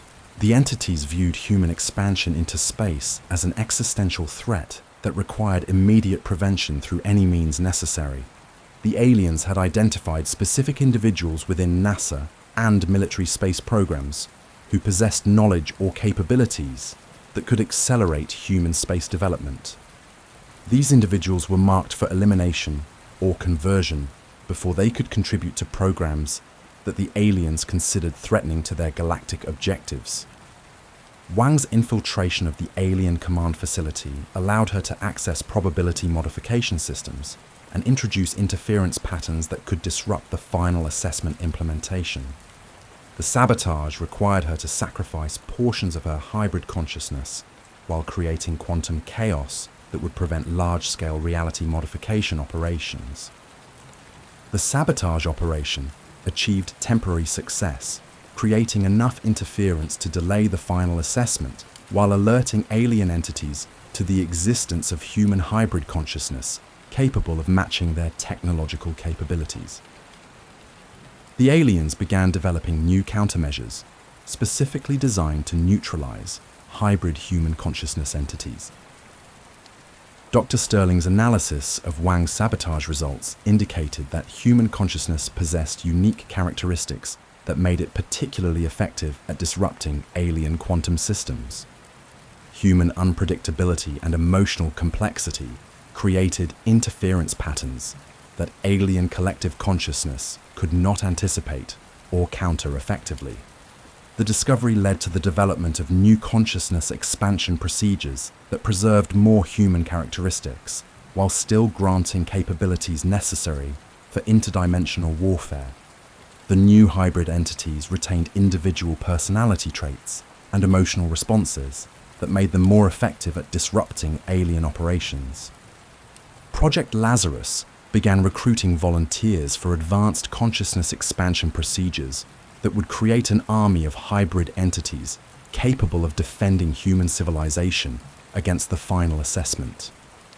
The recruitment required personnel willing to sacrifice biological existence while maintaining human identity and military loyalty under impossible circumstances. The volunteer program attracted personnel from throughout the military who had been briefed on the true nature of the alien threat. These individuals understood that accepting consciousness expansion meant abandoning normal human life while gaining capabilities necessary to defend humanity against extinction or absorption into alien collective systems. Staff Sergeant Maria Santos, a communications specialist who had worked with Wang during early consciousness interface experiments, volunteered for the advanced expansion procedures, despite knowing that success rates remained below 30%.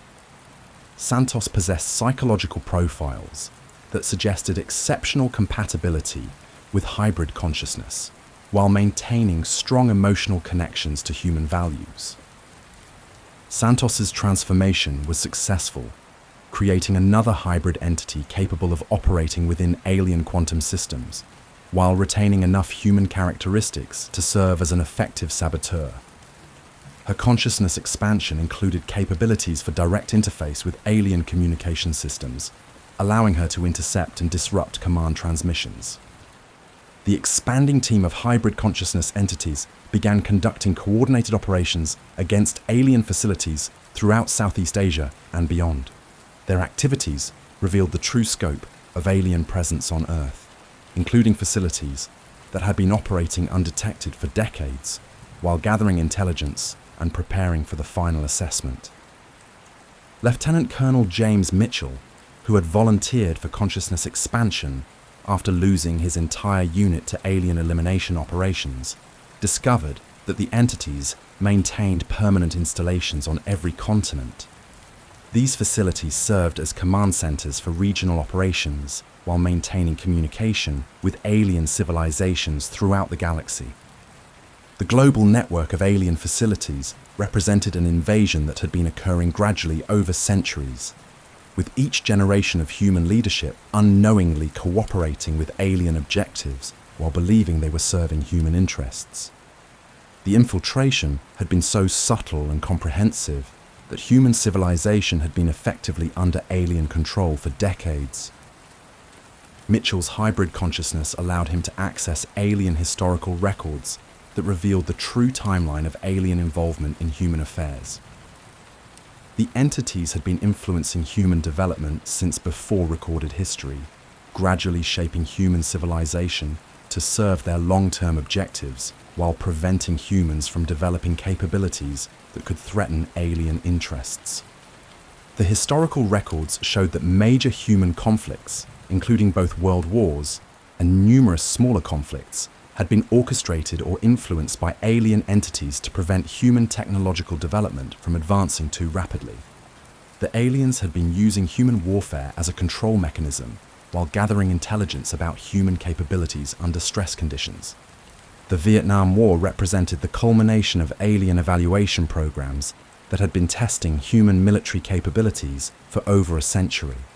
Every major technological innovation, every tactical development, and every strategic doctrine had been systematically analysed to develop countermeasures that could neutralise human military advantages permanently. 3rd Platoon's continued resistance within alien quantum systems had provided crucial intelligence that allowed Project Lazarus to understand the true scope of alien manipulation of human civilization.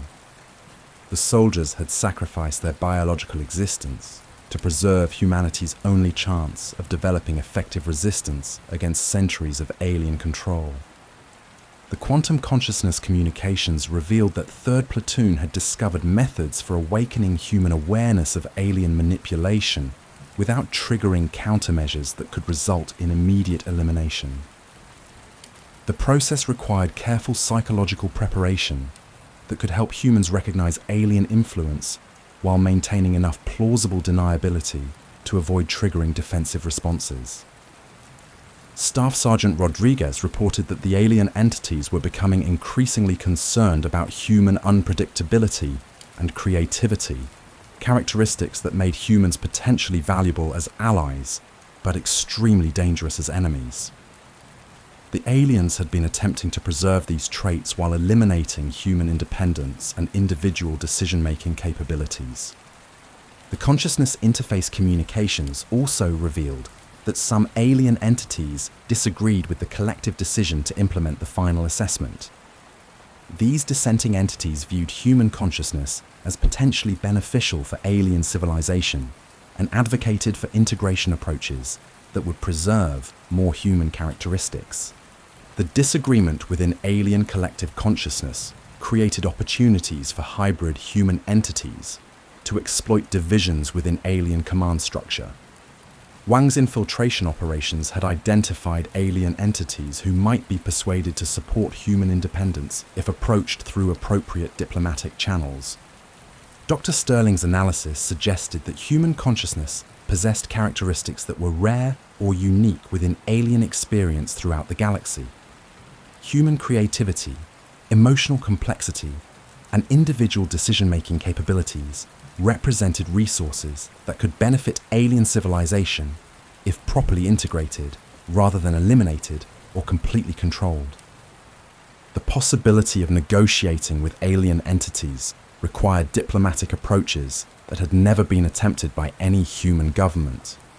The negotiations would involve consciousness-to-consciousness communication across dimensional boundaries, while addressing concepts that had no equivalent in human language or experience. Captain Wang volunteered to serve as humanity's first interdimensional diplomat, using her hybrid consciousness to establish communication with alien entities who supported preservation of human characteristics. The diplomatic mission required her to navigate alien collective consciousness while maintaining individual identity and human objectives. Wang's diplomatic contacts revealed that alien civilization was far more complex than Project Lazarus had previously understood. The entities included multiple species and consciousness types that had been integrated into collective systems over millions of years. some retained enough individual identity to serve as potential allies for human independence. The alien entities who supported human preservation argued that human consciousness represented evolutionary developments that could benefit the collective while providing capabilities that pure alien consciousness could not achieve. They viewed the final assessment as potentially wasteful of resources that could serve broader galactic objectives. The diplomatic negotiations revealed that the final assessment could potentially be modified to preserve human independence while addressing alien concerns about human expansion beyond Earth. The compromise would require humans to accept limitations on space exploration while demonstrating that human civilization could coexist with alien interests without posing existential threats. Project Lazarus faced unprecedented decisions about humanity's future that involved accepting constraints on human development while preserving independence and individual consciousness. The negotiations required military leaders to consider diplomatic solutions to conflicts that transcended conventional understanding of warfare and national interest. General Thompson authorized Wang to continue diplomatic negotiations while maintaining military preparations for resistance operations if diplomacy failed. The dual approach required resources and personnel that pushed Project Lazarus beyond all previous operational parameters while addressing threats that could determine humanity's survival. The diplomatic process revealed that 3rd Platoon's continued resistance had been crucial in demonstrating human capabilities that alien entities had not previously encountered. The soldiers' sacrifice and dedication had provided evidence that humans could maintain loyalty and military effectiveness under conditions that exceeded anything in alien experience. The negotiations continued while hybrid consciousness entities conducted ongoing sabotage operations against alien facilities preparing for final assessment implementation. The military and diplomatic tracks proceeded simultaneously, with success in either area potentially determining whether humanity would survive as an independent civilization. But the most crucial revelation was yet to come. 3rd Platoon's deepest reconnaissance had uncovered information about alien objectives that extended far beyond Earth itself, objectives that would require human cooperation or elimination as part of conflicts that spanned multiple galaxies and dimensions of reality that human minds could barely comprehend. The soldiers who had disappeared in a Vietnamese jungle had become humanity's first ambassadors to cosmic civilizations, whose conflicts would determine the fate of consciousness itself throughout the universe.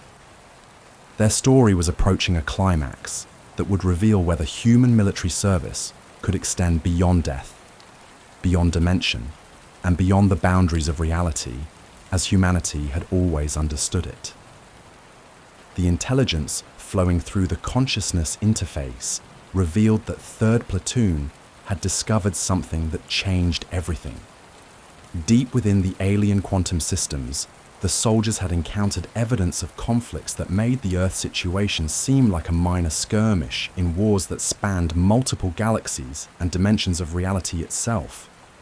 Lieutenant Brennan's quantum consciousness reported that the alien entities operating on Earth were not the primary civilization, but rather advanced scouts for something far more powerful.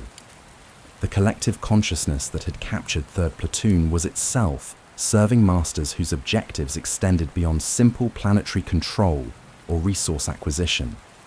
The deeper alien hierarchy operated according to principles that challenged fundamental assumptions about the nature of existence itself.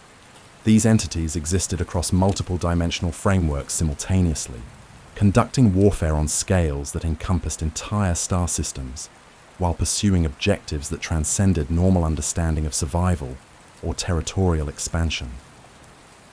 Private First Class Chen's transmissions revealed that Earth had been selected not for its resources or strategic location, but because human consciousness possessed characteristics that were crucial for conflicts occurring in realms where normal physical laws did not apply. Human creativity and unpredictability made them potential weapons in wars between cosmic civilizations. The consciousness interface communications indicated that the final assessment was actually a recruitment evaluation. The alien entities were not primarily concerned with eliminating humanity, but rather with determining whether human consciousness could be effectively weaponized for conflicts that required capabilities beyond pure technological superiority. Staff Sergeant Rodriguez reported that the alien collective had been engaged in warfare with entities from parallel dimensional frameworks for millions of years.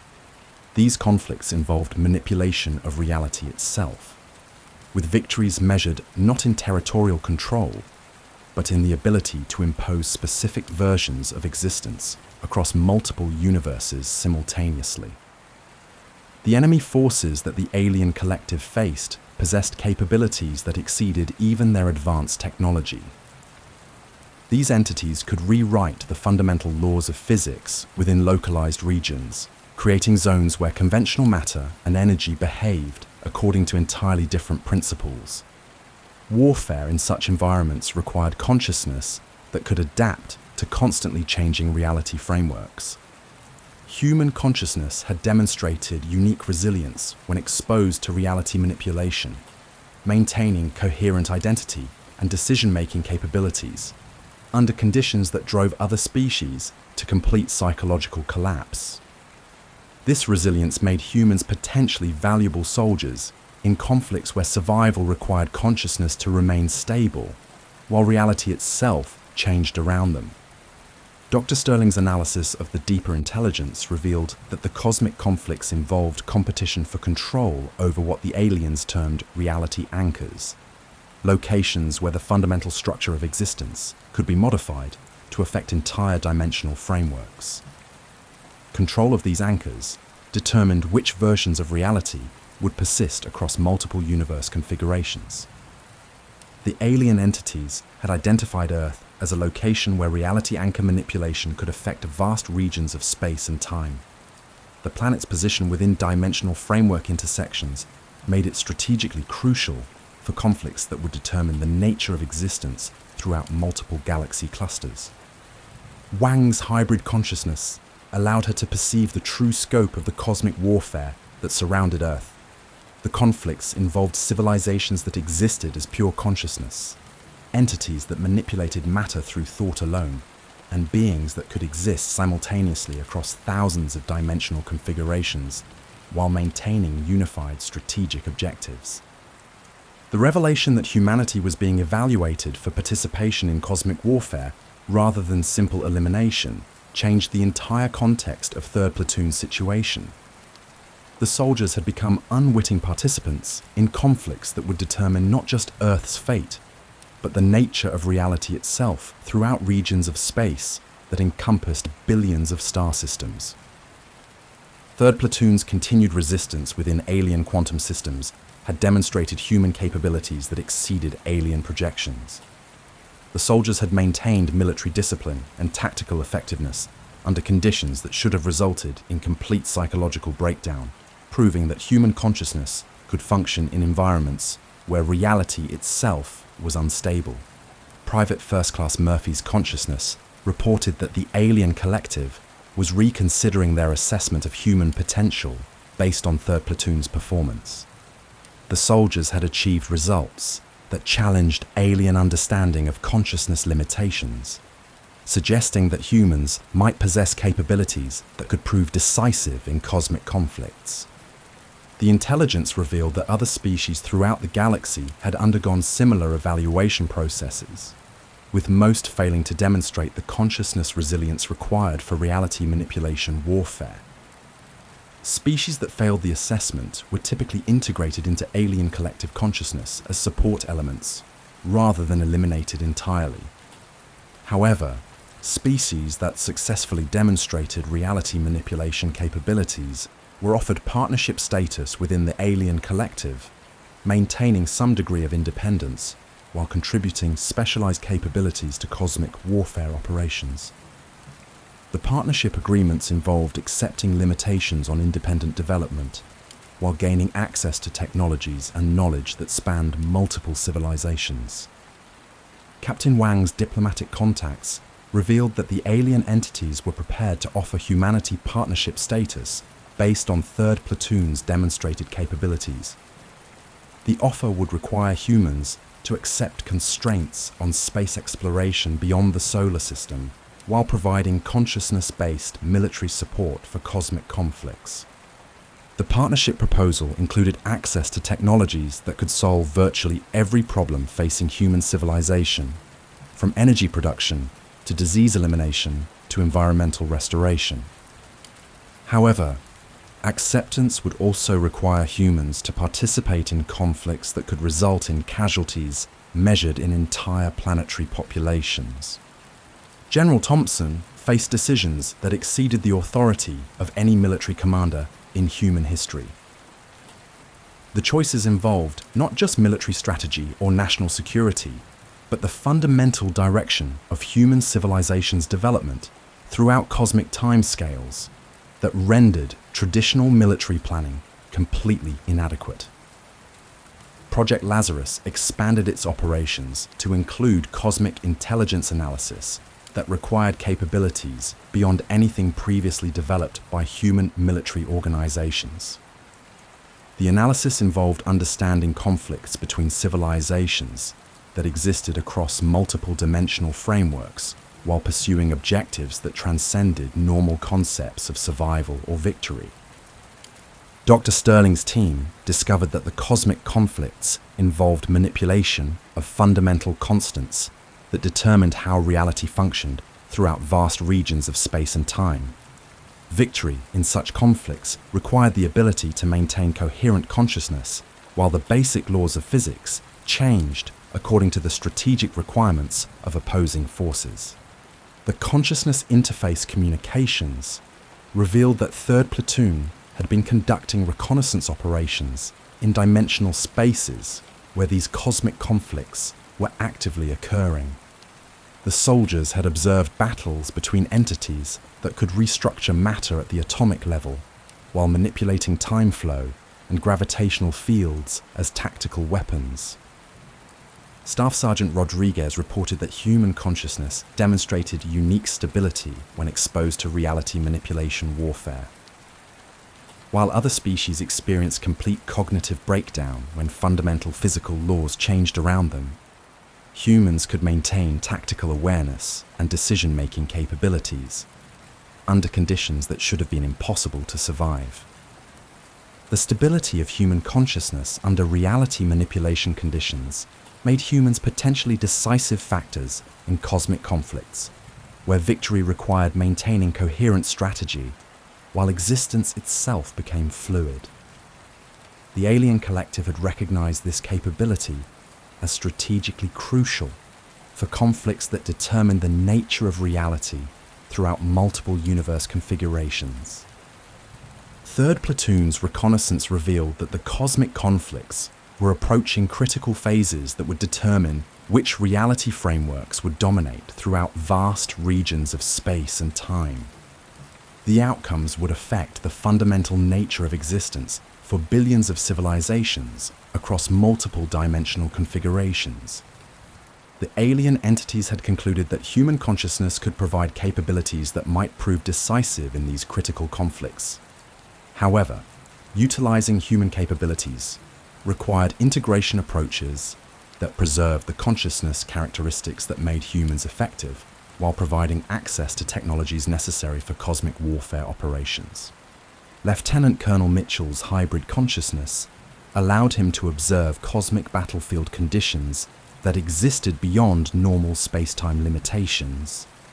The conflicts involved entities that could manipulate causality itself, creating tactical situations where effects preceded causes and victory required consciousness that could function outside normal temporal sequences. The cosmic battlefields existed in dimensional spaces where multiple versions of reality competed for dominance simultaneously. Combat effectiveness required consciousness that could perceive and operate across multiple reality frameworks while maintaining coherent objectives despite constant changes in fundamental physical laws. Human consciousness had demonstrated capabilities that allowed effective operation under these impossible conditions. 3rd Platoon had maintained military effectiveness while existing in quantum states that spanned multiple reality configurations simultaneously, proving that human awareness could function where other forms of consciousness failed completely. The intelligence revealed that the cosmic conflicts had been ongoing for millions of years, with victory and defeat measured in terms of which reality frameworks persisted across dimensional boundaries, rather than simple territorial control or resource acquisition. The stakes involved the fundamental nature of existence throughout regions that encompassed multiple galaxy clusters. Private First-Class Santos, whose consciousness had been expanded to interface with cosmic battlefield conditions, reported that human military doctrine translated effectively to cosmic warfare despite the vast differences in scale and operational environment. Human tactical principles remained valid even when applied to conflicts that involved manipulation of reality itself. The adaptability of human military thinking to cosmic warfare conditions suggested that human civilization possessed strategic capabilities that could prove valuable throughout conflicts that spanned multiple dimensional frameworks. Human tactical creativity and strategic flexibility provided advantages that pure technological superiority could not achieve. Wang's diplomatic negotiations revealed that the alien collective was prepared to provide extensive support for human development in exchange for consciousness-based military cooperation in cosmic conflicts. The support would include technologies that could advance human civilization by thousands of years while requiring military service that extended beyond normal concepts of life and death.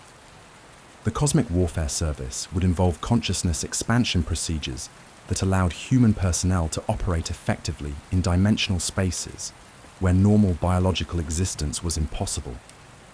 The service would require volunteers to accept transformation into hybrid entities that could function across multiple reality frameworks while maintaining human identity and objectives. 3rd Platoon had already demonstrated that such transformation was possible while maintaining military effectiveness and loyalty to human civilization. The soldiers had voluntarily accepted consciousness expansion that allowed them to serve in cosmic conflicts while preserving their identity as American military personnel, serving their country under impossible circumstances. The intelligence flowing through consciousness interface revealed that the cosmic conflicts were approaching resolution phases that would determine the nature of reality throughout vast regions of space and time. The outcome would affect not just Earth, but billions of civilizations across multiple dimensional configurations. Human participation in these conflicts could prove decisive, but would require accepting responsibilities that extended beyond normal military service to include obligations that spanned cosmic timescales and dimensional boundaries. The service would involve defending not just human civilization, but the fundamental nature of consciousness itself throughout multiple universe configurations. Project Lazarus faced decisions that would determine whether humanity would remain isolated on Earth or accept partnership in cosmic civilizations that offered both unprecedented opportunities and responsibilities that exceeded anything in human experience. The choices would affect human development throughout timescales that rendered normal military planning completely inadequate. The consciousness interface communications with 3rd Platoon revealed that the soldiers had already made their choice. They had accepted transformation into cosmic warriors who could serve human interests while participating in conflicts that determined the nature of existence itself. Their sacrifice had opened pathways that could lead humanity to partnership with civilizations that spanned multiple galaxies and dimensions. But the final decision remained with human military and political leadership, who would determine whether humanity was ready to accept responsibilities that extended beyond Earth to encompass obligations that could affect the fundamental nature of reality throughout regions of space and time that human minds could barely comprehend. The soldiers who had disappeared in a Vietnamese jungle had become humanity's first cosmic warriors, serving in conflicts that would determine whether human consciousness would remain confined to a single planet, or expand to influence the nature of existence itself throughout dimensions that existed beyond normal human understanding. Their story had evolved from a simple military mystery into humanity's first contact with cosmic civilizations, whose conflicts would determine the fate of consciousness itself throughout multiple universe configurations. The platoon that had disappeared had become pioneers in forms of warfare that could determine humanity's role in conflicts that spanned eternity itself. The classified files contained within Project Lazarus represented knowledge that could either elevate human civilization to cosmic significance or result in responsibilities that exceeded humanity's capability to comprehend or fulfill. The intelligence that continued to flow through consciousness interface revealed conflicts and opportunities that challenged every assumption about humanity's place in a universe where consciousness itself was the ultimate strategic resource. Third Platoon continued their service in realms beyond human understanding, conducting reconnaissance and combat operations in conflicts that would determine whether human consciousness would survive to influence the nature of reality itself throughout cosmic timescales that rendered individual human lives insignificant, except as components of consciousness that could affect the fundamental structure of existence throughout multiple dimensional frameworks. The soldiers had accepted transformation that allowed them to serve their country in ways that exceeded every previous concept of military duty, defending not just American interests, but the survival of human consciousness itself in conflicts where the stakes involved the nature of reality throughout regions of space and time that encompassed billions of civilizations across multiple universe configurations. Their sacrifice had revealed that military service could extend beyond death itself to encompass obligations that spanned cosmic timescales and dimensional boundaries, serving objectives that could affect the fundamental nature of existence throughout regions of reality that existed beyond normal human comprehension or experience.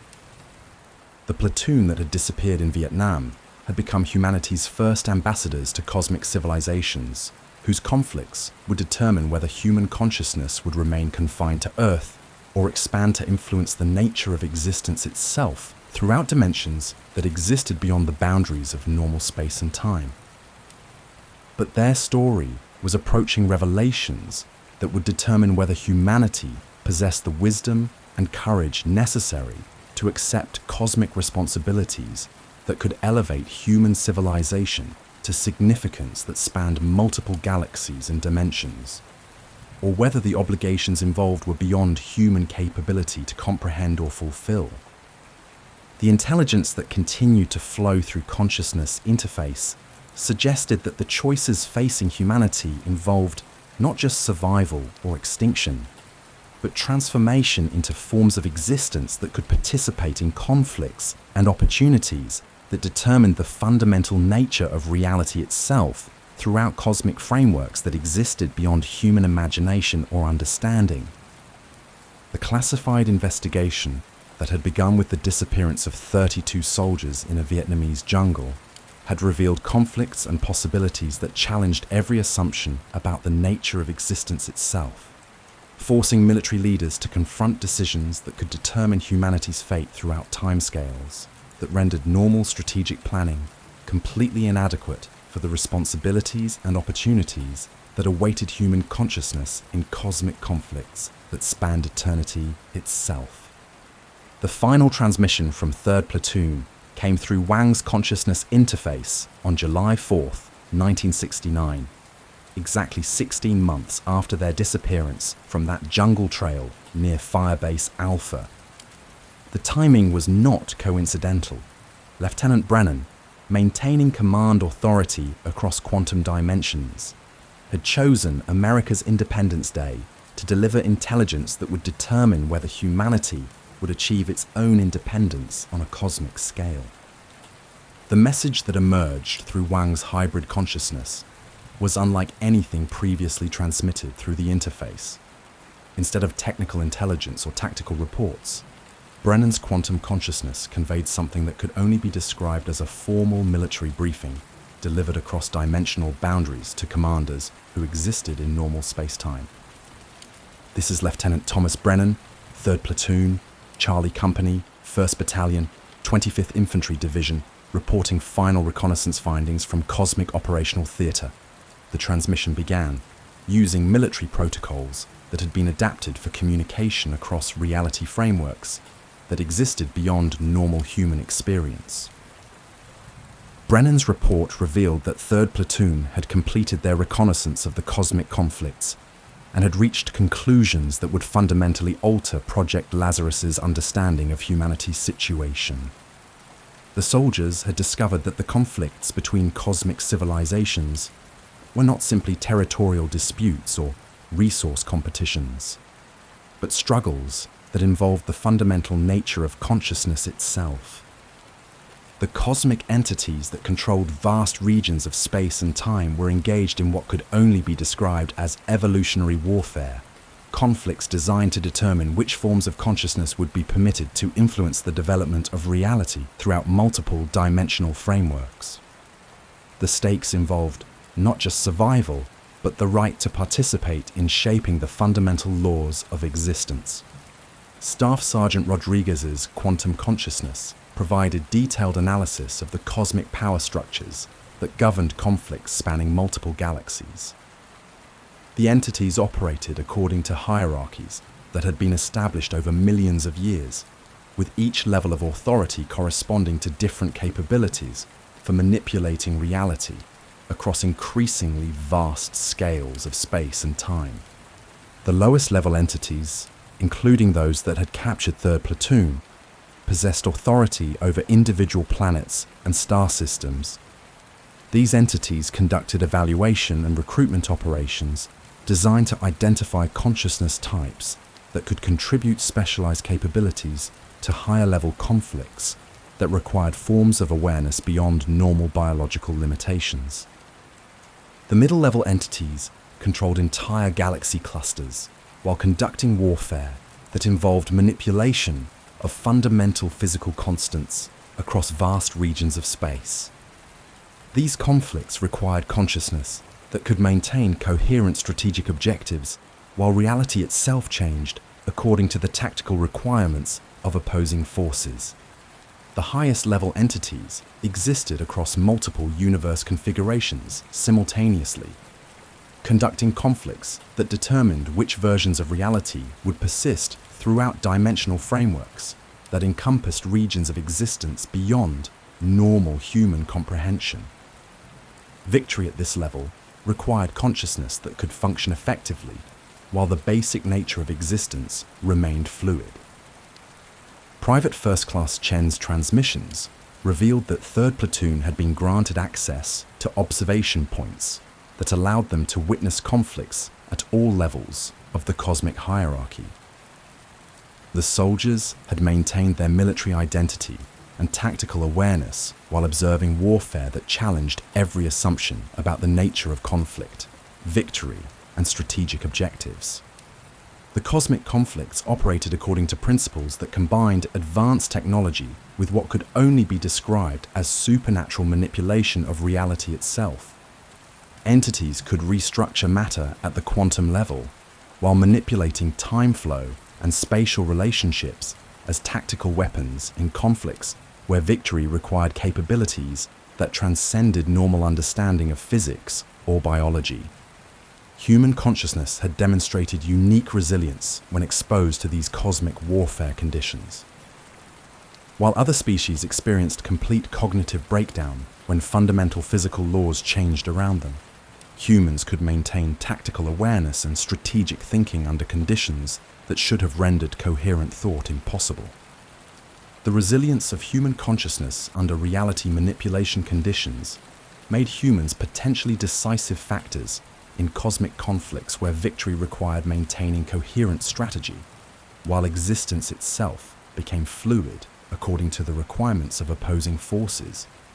The cosmic entities had recognized this capability as strategically crucial for conflicts that determined fundamental reality throughout multiple dimensional frameworks. Dr. Sterling's analysis of 3rd Platoon's final intelligence revealed that human consciousness possessed characteristics that were not just rare within cosmic civilizations, but potentially unique throughout the dimensional frameworks where these conflicts occurred. Human creativity, emotional complexity, and individual decision-making capabilities represented resources that could prove decisive in warfare, that involved manipulation of reality itself. The cosmic entities had concluded that human consciousness could provide capabilities that might determine the outcome of conflicts that had been ongoing for millions of years without resolution. However, utilizing human capabilities required integration, approaches that preserved the consciousness characteristics that made humans effective, while providing access to technologies necessary for cosmic warfare operations. Wang's diplomatic contacts revealed that the cosmic hierarchy was prepared to offer humanity unprecedented partnership status based on Third Platoon's demonstrated capabilities. The offer included access to technologies and knowledge that spanned multiple civilizations, while requiring human participation in conflicts that could affect the fundamental nature of existence throughout vast regions of space and time. The partnership proposal involved establishing Earth as a strategic base for cosmic warfare operations, while providing humanity with defensive capabilities that could protect the planet from threats that operated beyond normal space-time limitations. The arrangement would require human personnel to serve in cosmic conflicts while maintaining Earth as an independent civilization under human control.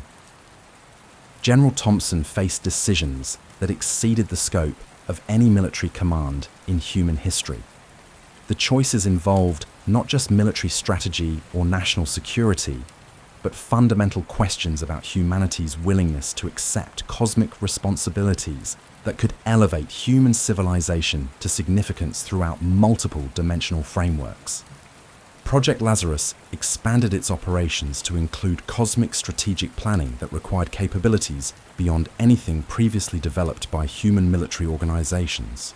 The planning involved understanding conflicts between civilizations that existed across multiple dimensional frameworks, while pursuing objectives that transcended normal concepts of survival, victory, or strategic advantage. The consciousness interface communications revealed that Third Platoon had been conducting extensive reconnaissance of cosmic battlefield conditions throughout their 16 months in quantum consciousness form. The soldiers had observed tactical situations that involved manipulation of causality itself, creating combat environments where effects preceded causes, and victory required consciousness that could function outside normal temporal sequences. The cosmic battlefields existed in dimensional spaces where multiple versions of reality competed for dominance simultaneously.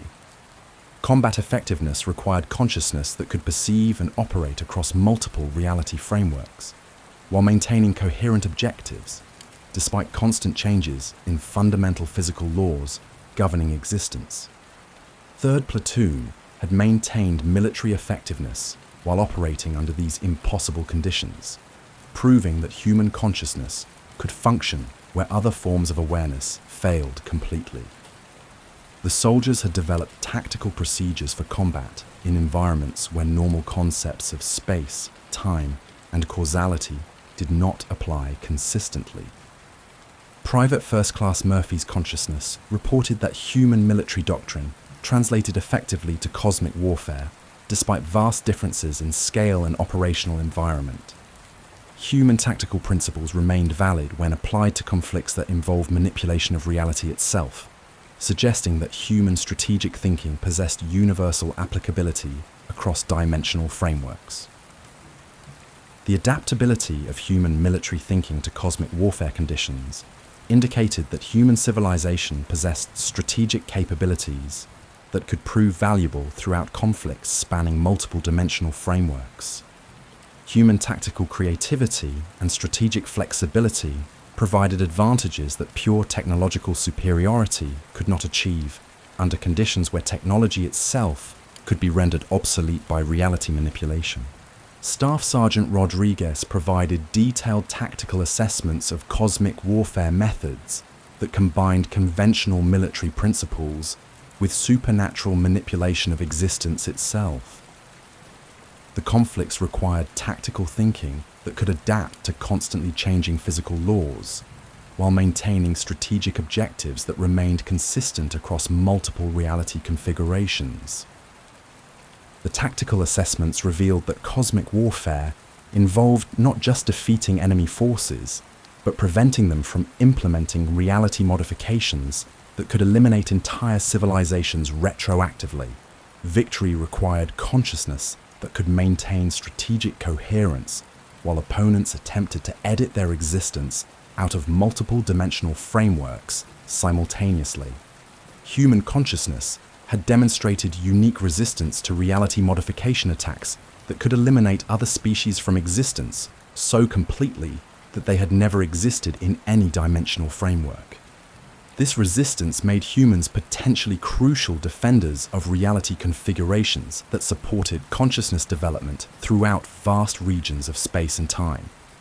Lieutenant Brennan's final strategic assessment indicated that the cosmic conflicts were approaching resolution phases that would determine which reality frameworks would dominate throughout regions encompassing billions of civilizations across multiple dimensional configurations. The outcomes would affect fundamental physical laws governing existence throughout space and timescales that rendered normal strategic planning completely inadequate. The cosmic entities had concluded that human participation could prove decisive in these critical conflicts, but would require consciousness expansion procedures that allowed human personnel to operate effectively across multiple dimensional frameworks, while maintaining the characteristics that made human consciousness uniquely valuable for reality manipulation warfare. 3rd Platoon had already undergone these procedures, while maintaining their military identity and loyalty to human civilization. The soldiers had demonstrated that consciousness expansion was compatible with military service, while providing capabilities necessary for defending human interests in conflicts that transcended normal understanding of warfare or strategic objectives. Captain Wang's hybrid consciousness allowed her to perceive the true scope of the opportunities and responsibilities that cosmic partnership would involve for human civilization. The partnership offered access to knowledge and capabilities that could solve virtually every problem facing humanity, while requiring military service that extended beyond normal concepts of life, death, and individual identity. The cosmic service would involve volunteers accepting consciousness expansion that allowed them to operate in dimensional spaces where normal biological existence was impossible. The service would require personnel to maintain human identity and objectives while functioning across reality frameworks that existed beyond normal human comprehension or experience. Project Lazarus began developing recruitment and training programs for cosmic military service that would allow human personnel to serve in conflicts spanning multiple dimensional frameworks while maintaining connection to Earth-based human civilization. The programs required psychological preparation that exceeded anything previously attempted by human military organizations. The training procedures involved gradual consciousness expansion that preserved human identity while granting capabilities necessary for cosmic warfare operations. The process required volunteers to accept transformation that allowed them to serve human interests while participating in conflicts that could affect the fundamental nature of reality throughout regions of existence beyond normal human understanding. Dr. Sterling's analysis revealed that the consciousness expansion procedures developed through Project Lazarus represented evolutionary developments that could advance human civilization by millions of years, while requiring acceptance of responsibilities that extended beyond normal military service to encompass cosmic obligations spanning multiple dimensional frameworks. The procedures allowed human consciousness to maintain coherent identity while operating across reality configurations where normal concepts of existence, the existence of causality, and the existence of physical law did not apply consistently. The capabilities granted through consciousness expansion made humans effective participants in conflicts that determined fundamental reality throughout vast regions of space and time.